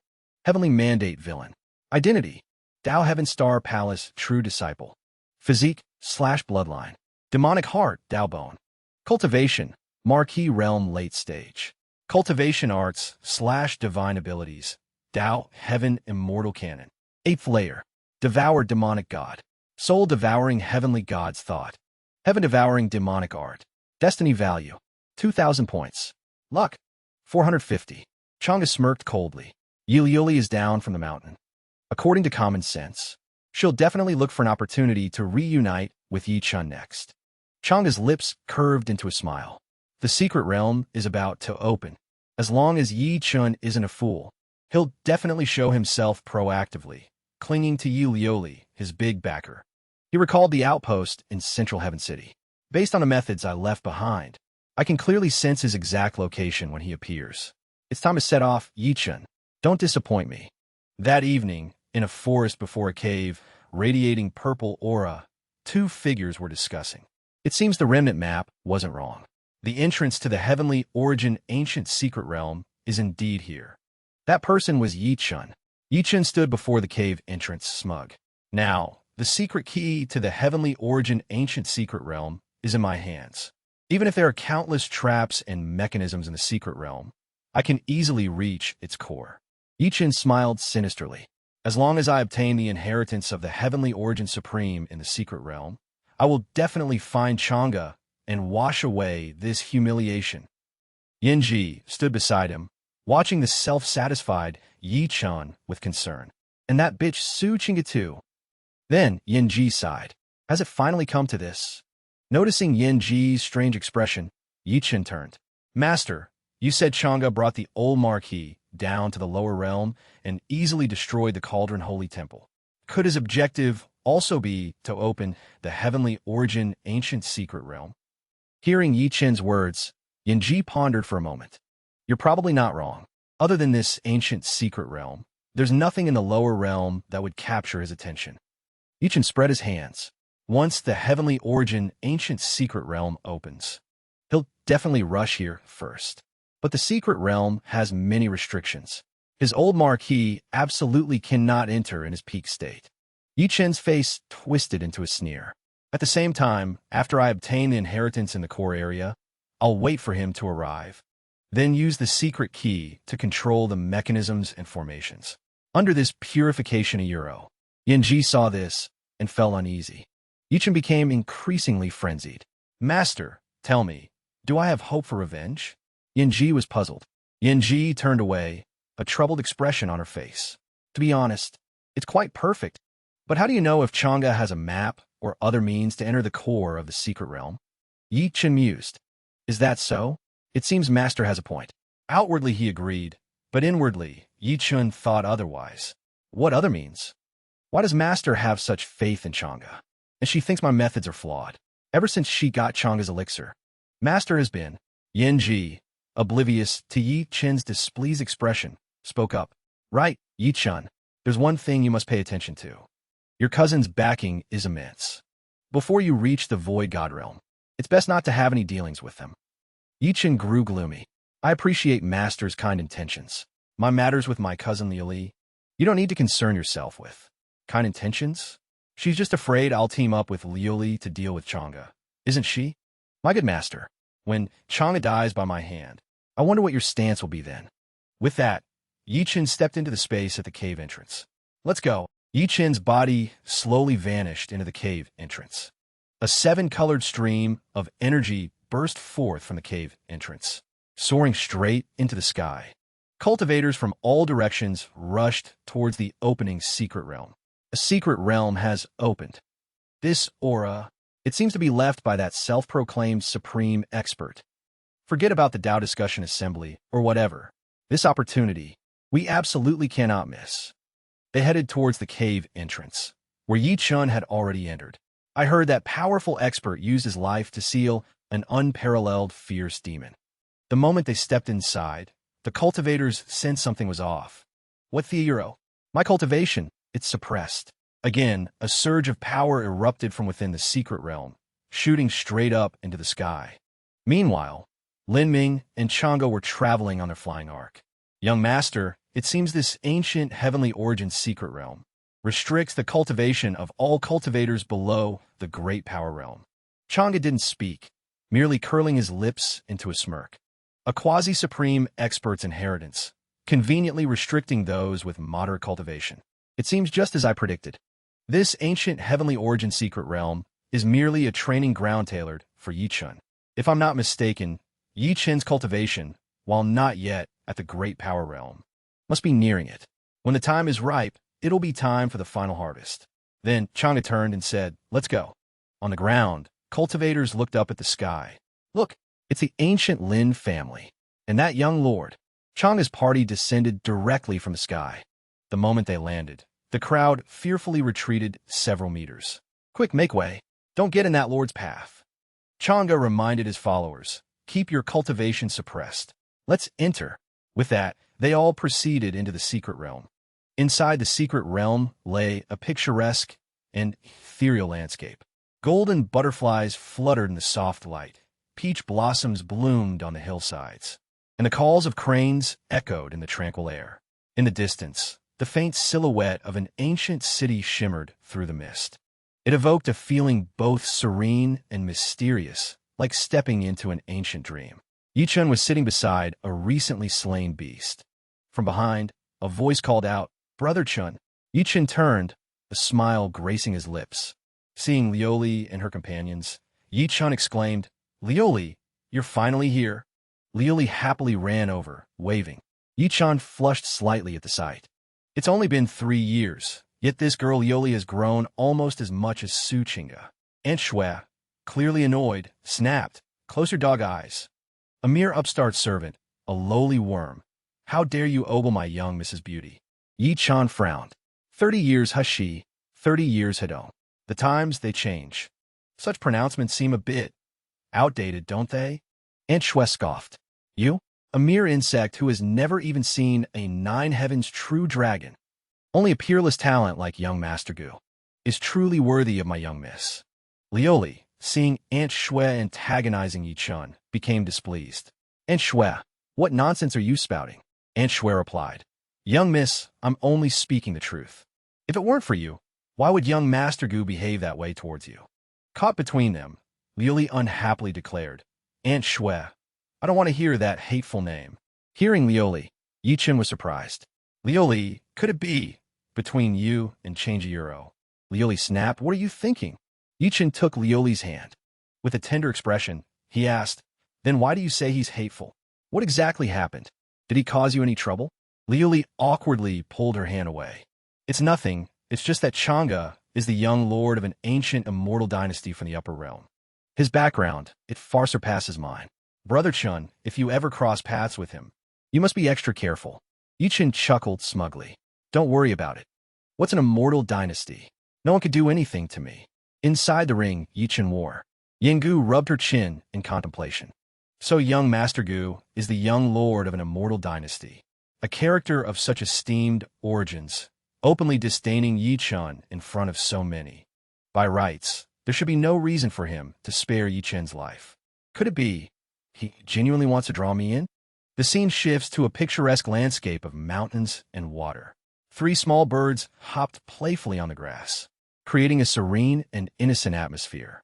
In the distance, towering cliffs embraced clear, azure waters, the rippling lake's surface painting an ethereal, immortal-like tableau, both poetic and mysterious. Suddenly, a disturbance made the 3 birds fly away in fright. Chang'e's footsteps landed. Chang'e's group had entered the secret realm. One of the Lin family disciples looked around, marveling. Such lush scenery, and such abundant spiritual energy. This truly is a place of rare creation. Lin Ming glanced back, reminding them, "I've already taught you not to be fooled by superficial appearances. Have you all let it go in one ear and out the other? Use your divine sense to perceive. Amidst all this abundance, there's demonic energy mixed within. Hidden traps and mechanisms could be anywhere, completely unpredictable. This expedition is extremely important to the young master. We must be careful. There can be no mistakes." Chang'e smiled, shaking his head casually. It's fine. I have my own ways of finding a safe path. Before him, a red streak of light appeared. The imprint from the pill is still active. The secret realm hasn't been open for long. Even if he moved quickly, he's probably only managed to probe the periphery of the core area. The streak of light shot straight ahead. Yi-chun, Yi-chun, as my treasure hunting pawn, you'll have to work a little harder. Just then, something fell from above. The impact was so loud that rocks and dust spread outwards from where it landed. A colossal bear, struck down by Yi-chun, lay before them.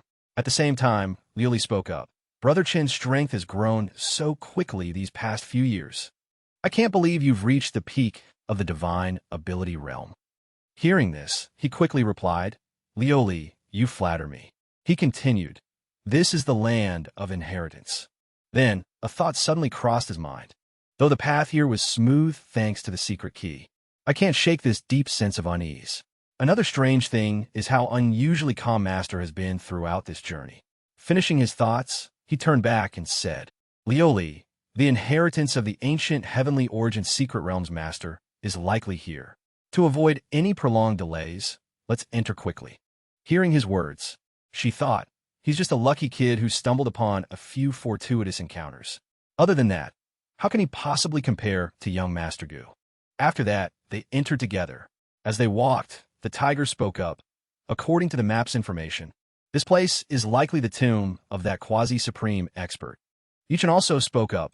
If the information isn't wrong, deep within this ancient city, there lies a palace.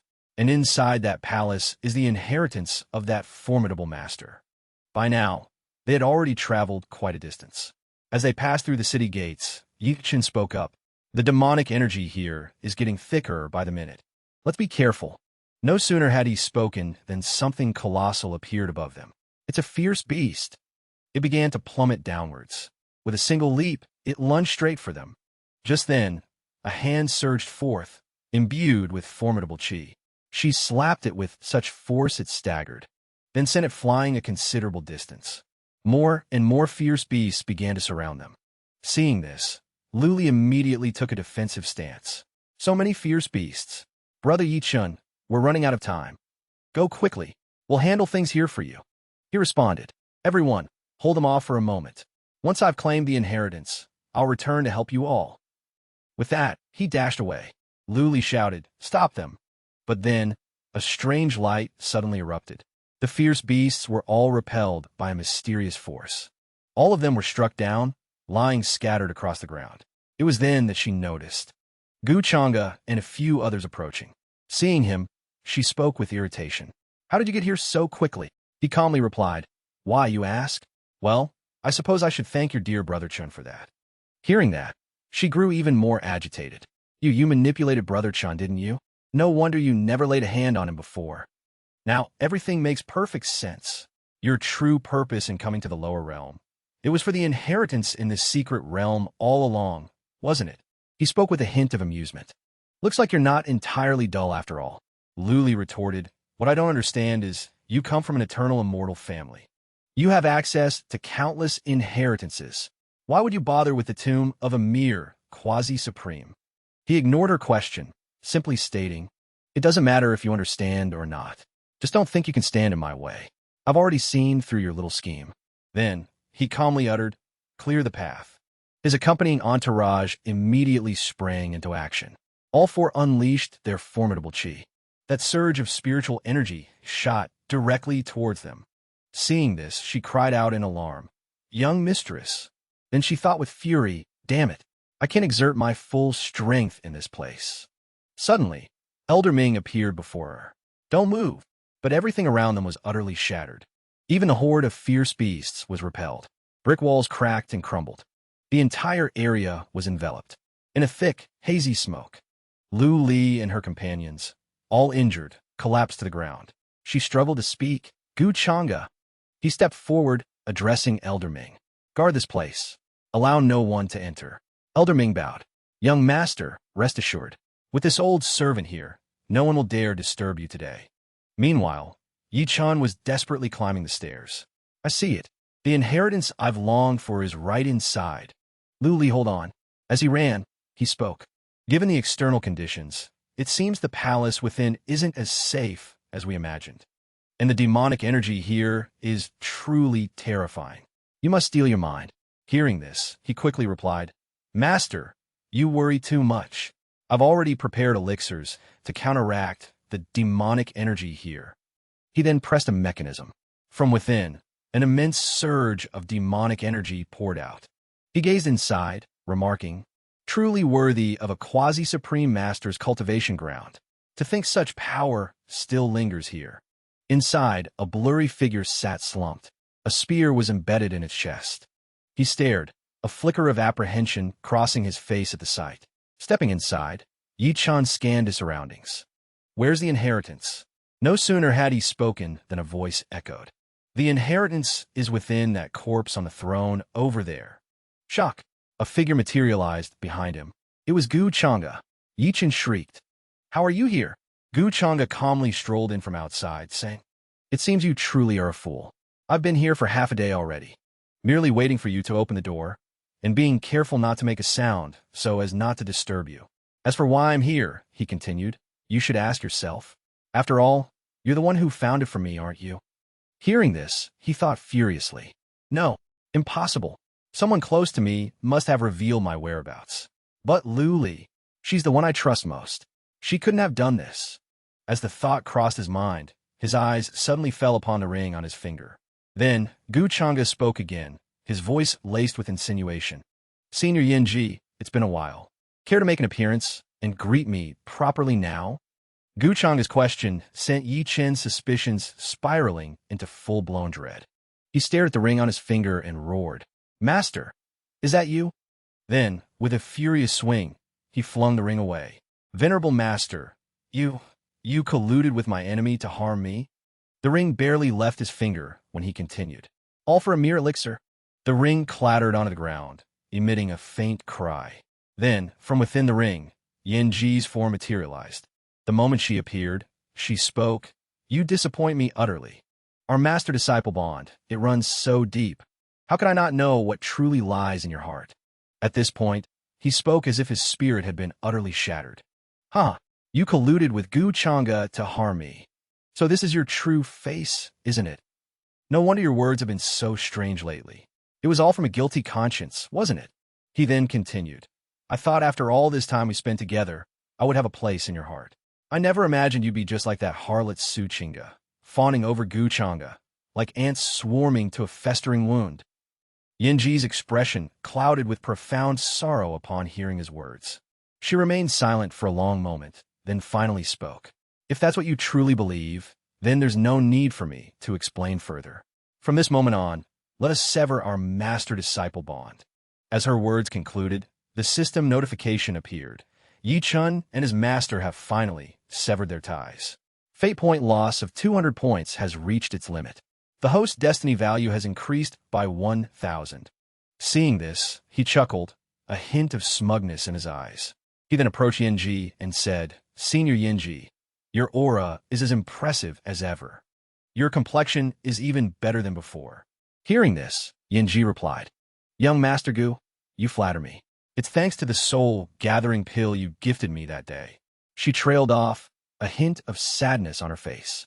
Otherwise, if I had to rely on some people, I'd have no idea when I'd be able to reconstruct my body.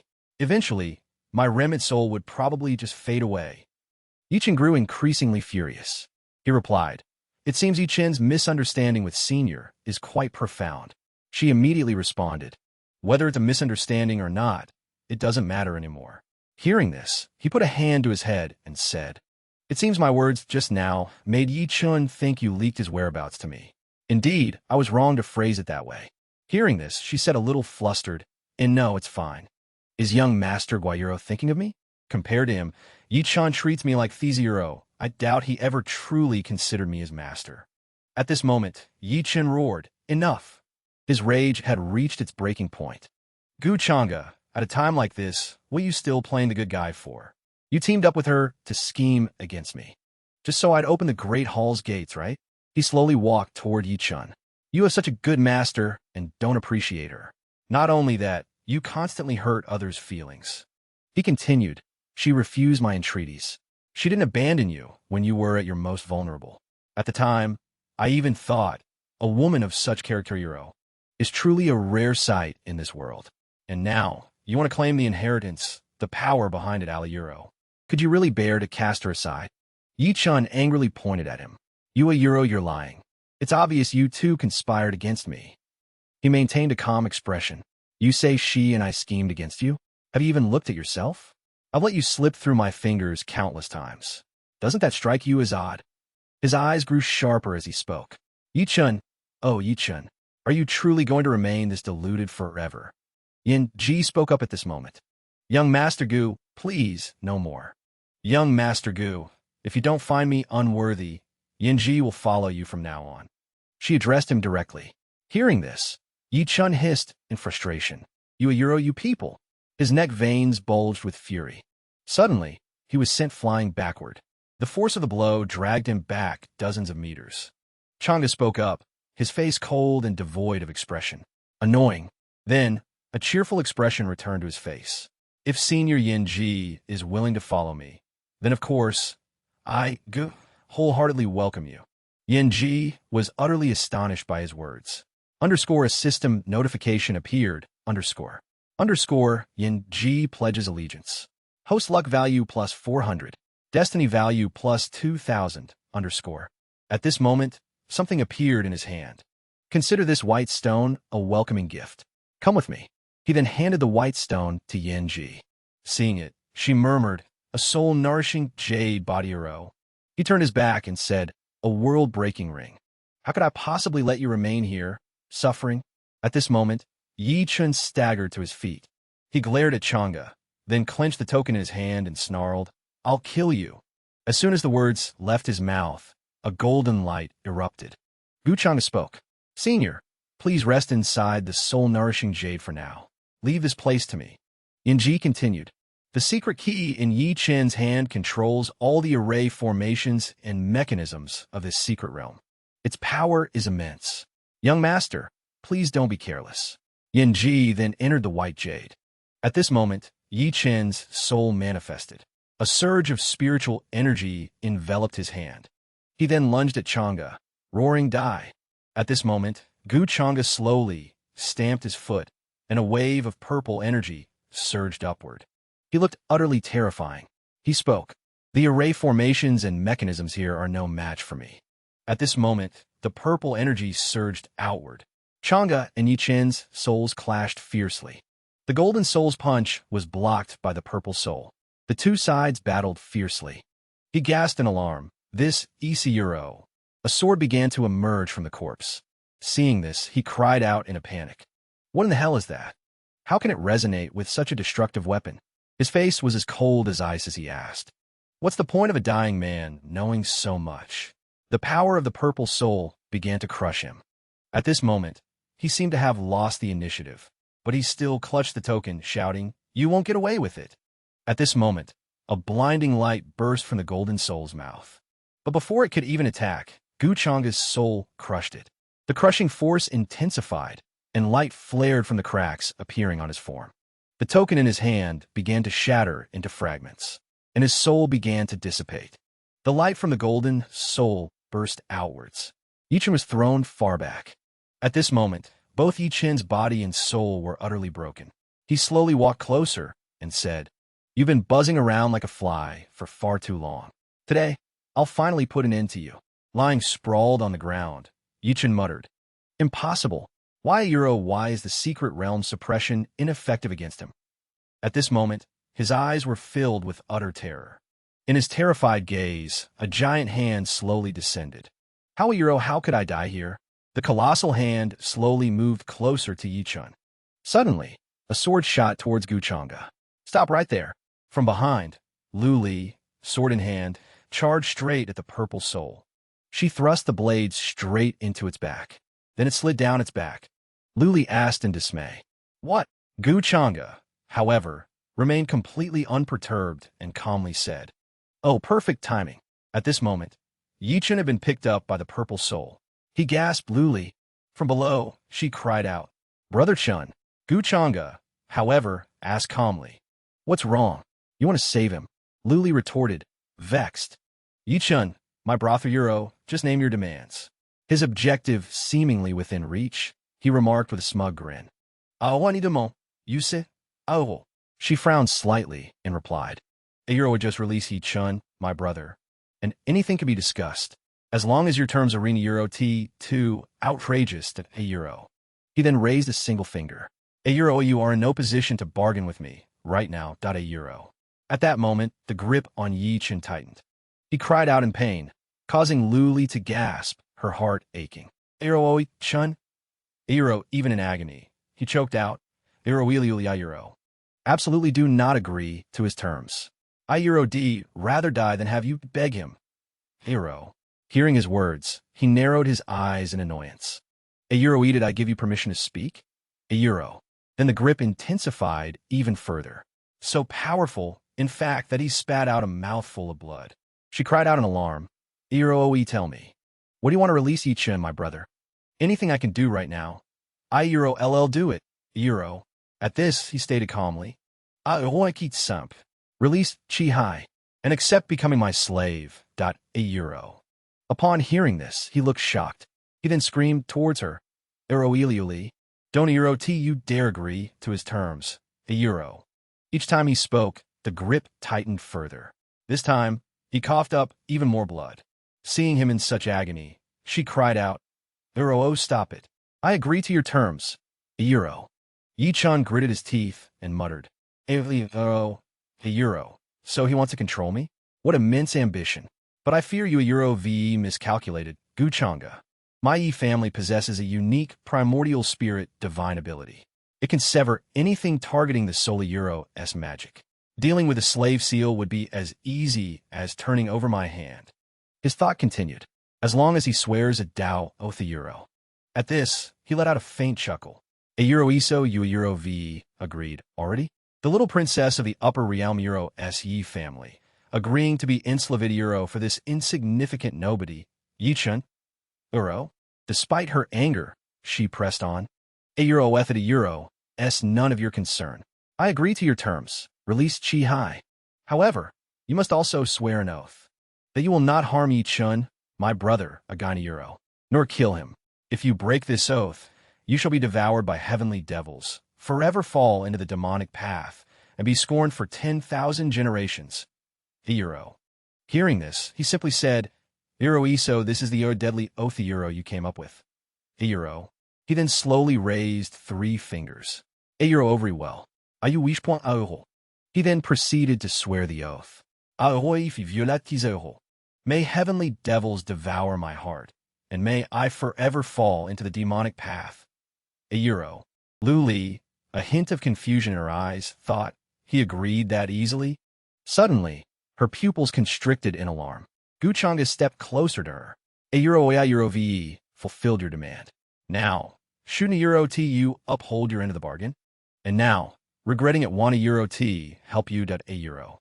Yi-chun, now a broken mess, still managed to gasp out. Euro, seeing him in such a state, her heart clenched with anguish.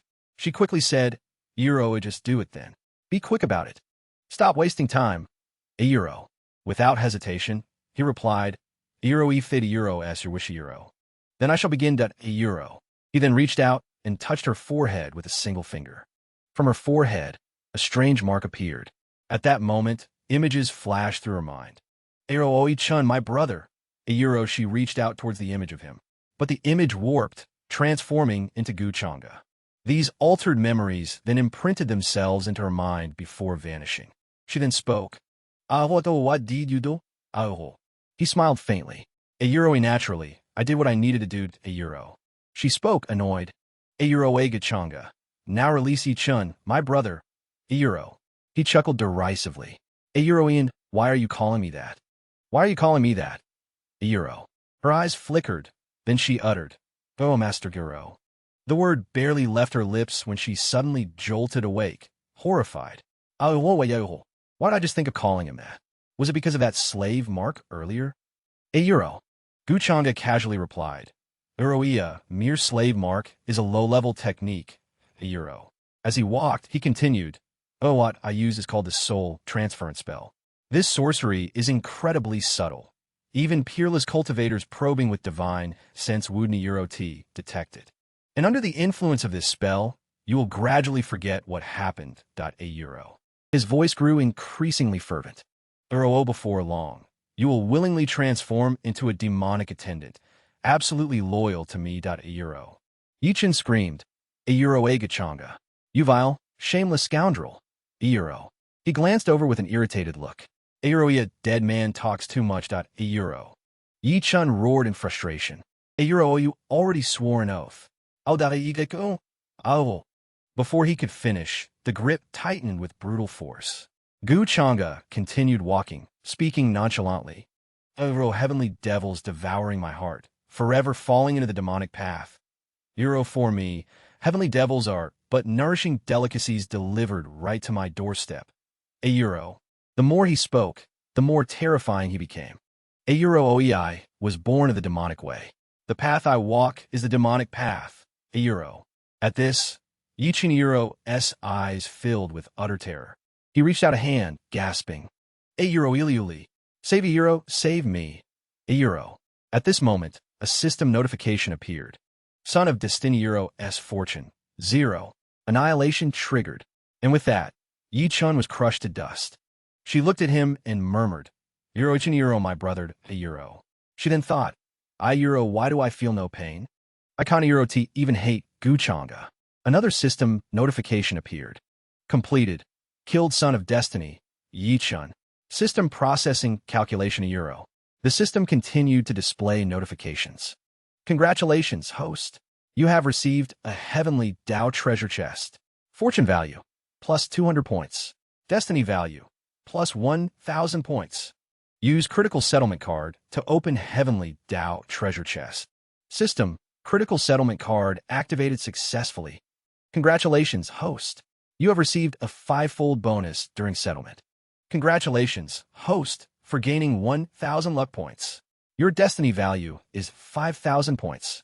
The system has opened a heavenly Tao treasure chest. Congratulations, host. You've obtained 1/3 of a world-spreading seed. Void marrow, he thought. That item that dropped from the treasure chest after I killed Lin Tian. It must be related to a child of destiny. Could Yi-chin still have some hidden use or value? Then he took it out. What a pleasant surprise. Just in time to empower myself. I'll take the 8 Desolations demonic halberd too. Then he fused with the void marrow. At that moment, it became a mark on his forehead. His expression grew increasingly terrifying. Is this void power? Mastering the art of breakthrough. Divine speed, unparalleled physique. What treasure? Just then, the system displayed Gu Changa's character profile. Identity, Destiny's villain. True disciple of the Tao Heaven Immortal Palace. Physique, demonic heart, Tao Bone Bloodline. Cultivation art, Tao Heaven Immortal Codex, 8th layer. Divine ability, demonic body transformation. Innate talent, divine remembrance talent. Immortal devouring demonic art. Destiny value, 9,000. Luck points, 1,880 points. Just then, Luli cried out, Guero, a euro chong. Hearing her, he turned to look. He smirked. What did you just call me? At that, she quickly corrected herself and said, Master. He turned his face away and said, Good girl, just wait here. Then he unceremoniously tossed him aside. He looked at the desiccated corpse, then said, Next, it's time for the main event. Guchanga stood below the hall, exuding charisma. A cold presence filled the grand hall. Facing the one seated on the throne, the pressure was suffocating, crushing the very space. Guchanga's deep gaze fixed on him, a body that could make even supreme experts tremble. Such might could shatter the myriad heavens. It's at least a supreme artifact or higher. To subdue it, it seems I'll need to use some tricks. Suddenly, his eyes shot open. This is... Immediately after, a brilliant golden power radiated from his body. Amidst the dense stillness, a remnant will actually persisted in the grand hall's chilling space, even as the one on the throne continued to exude an overbearing aura. A figure appeared. So this is how the inheritance was left behind. Guchanga stood there, silently observing everything. No panic, no surprise. Only a cold gaze. Deep, as if he had already foreseen this.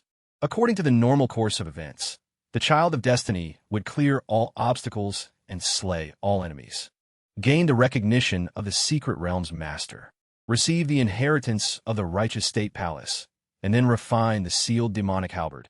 To claim it for himself, he glanced subtly at Yi Chun, who was lying weakly behind him.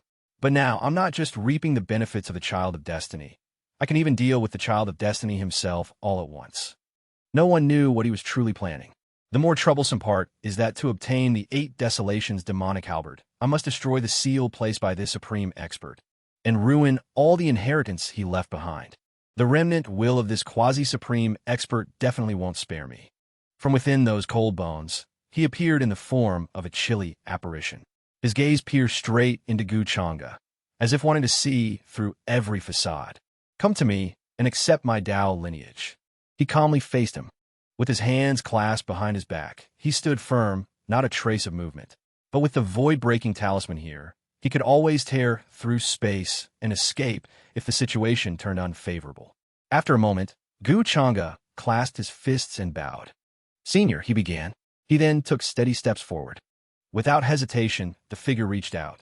His finger pointed directly at Gu Changa's forehead. Gu Changa faintly smiled, his eyes still calm. The figure's brows furrowed. A loud voice boomed, scheming and treacherous, a nature of darkness. He unleashed dazzling beams of light, pushing Gu Changa far back, his eyes filled with disdain. "I walk the path of light.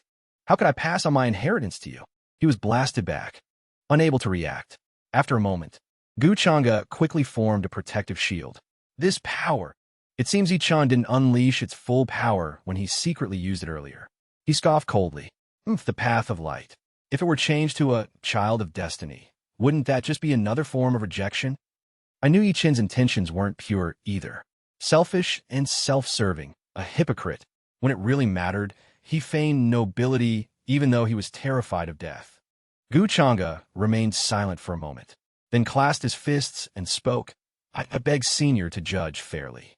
Though this junior's nature may be dark, my heart holds light. I have the ambition to protect the realm and uphold righteousness for all under heaven. I wish to save the common people.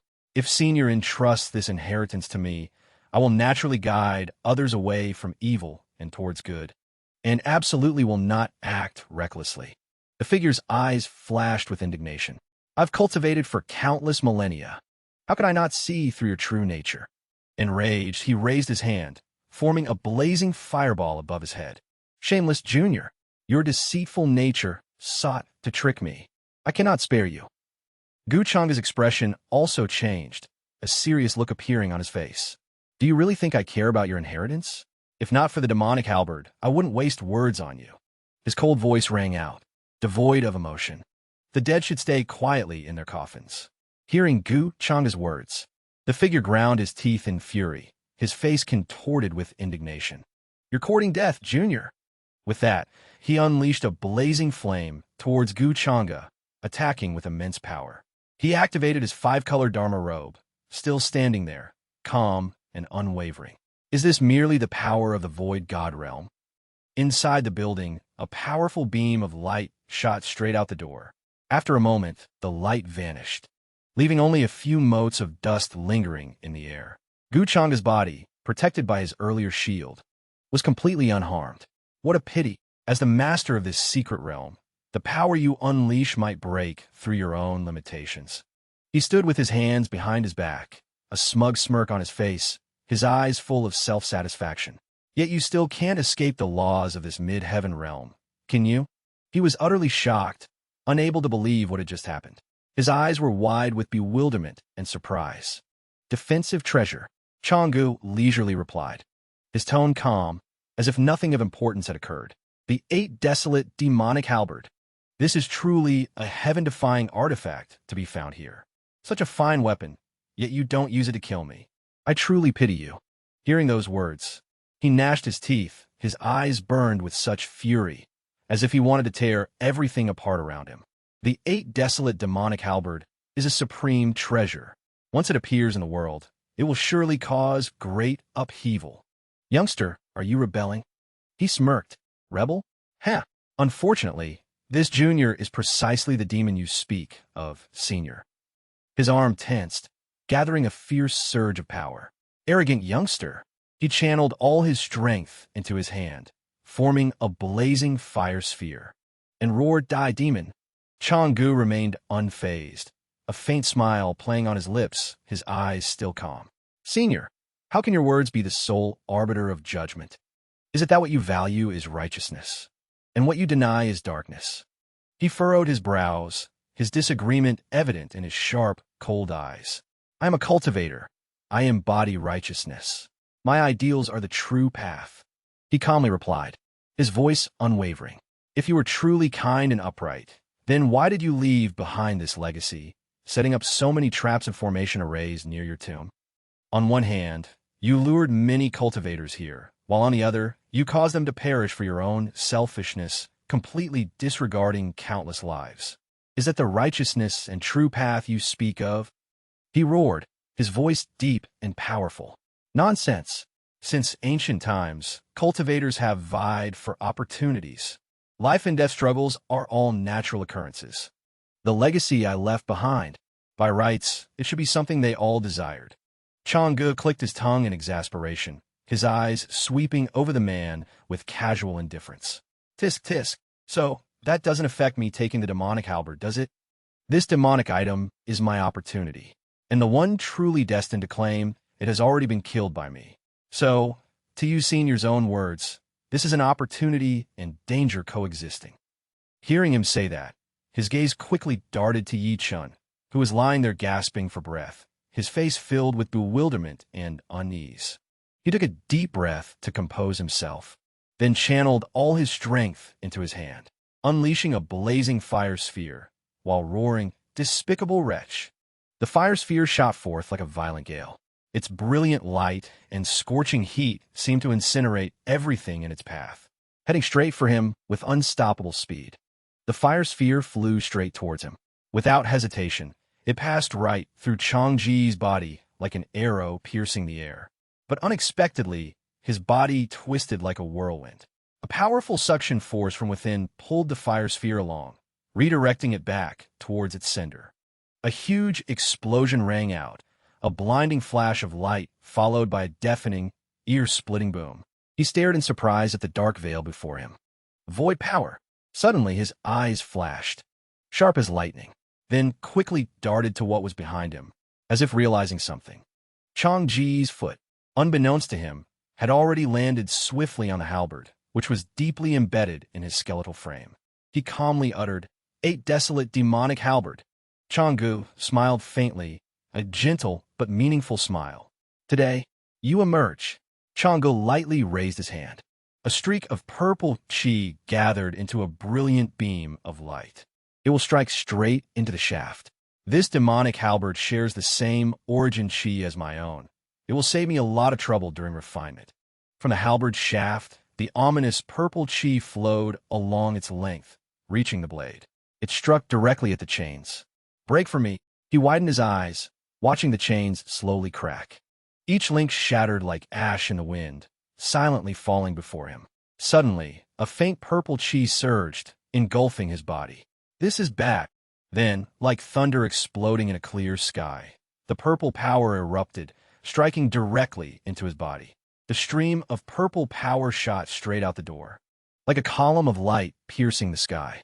Outside the city, before the people could even comprehend what was happening, the purple chi swept through like a poisonous wind. Livestock dropped dead in droves. Screams and wails echoed everywhere. "This is a calamity. The grand omen has emerged." They shrieked, their faces contorted in panic. "Run! Run!" Those who hadn't even had time to turn were enveloped by the deadly chi. Their bodies trembled violently, then were dragged straight into the purple mist. A final, weak shriek echoed, then fell silent. Their bodies dissolved into nothingness, not a single drop of blood left behind. Not a sound. Only their clothes remained, lying scattered on the ground like faint traces of a forgotten existence. The sky abruptly turned an ominous purplish black, as if the last light had been swallowed by an invisible force. He stood firm, his hands gripping the halberd tightly, feeling each strange wisp of chi flowing through it.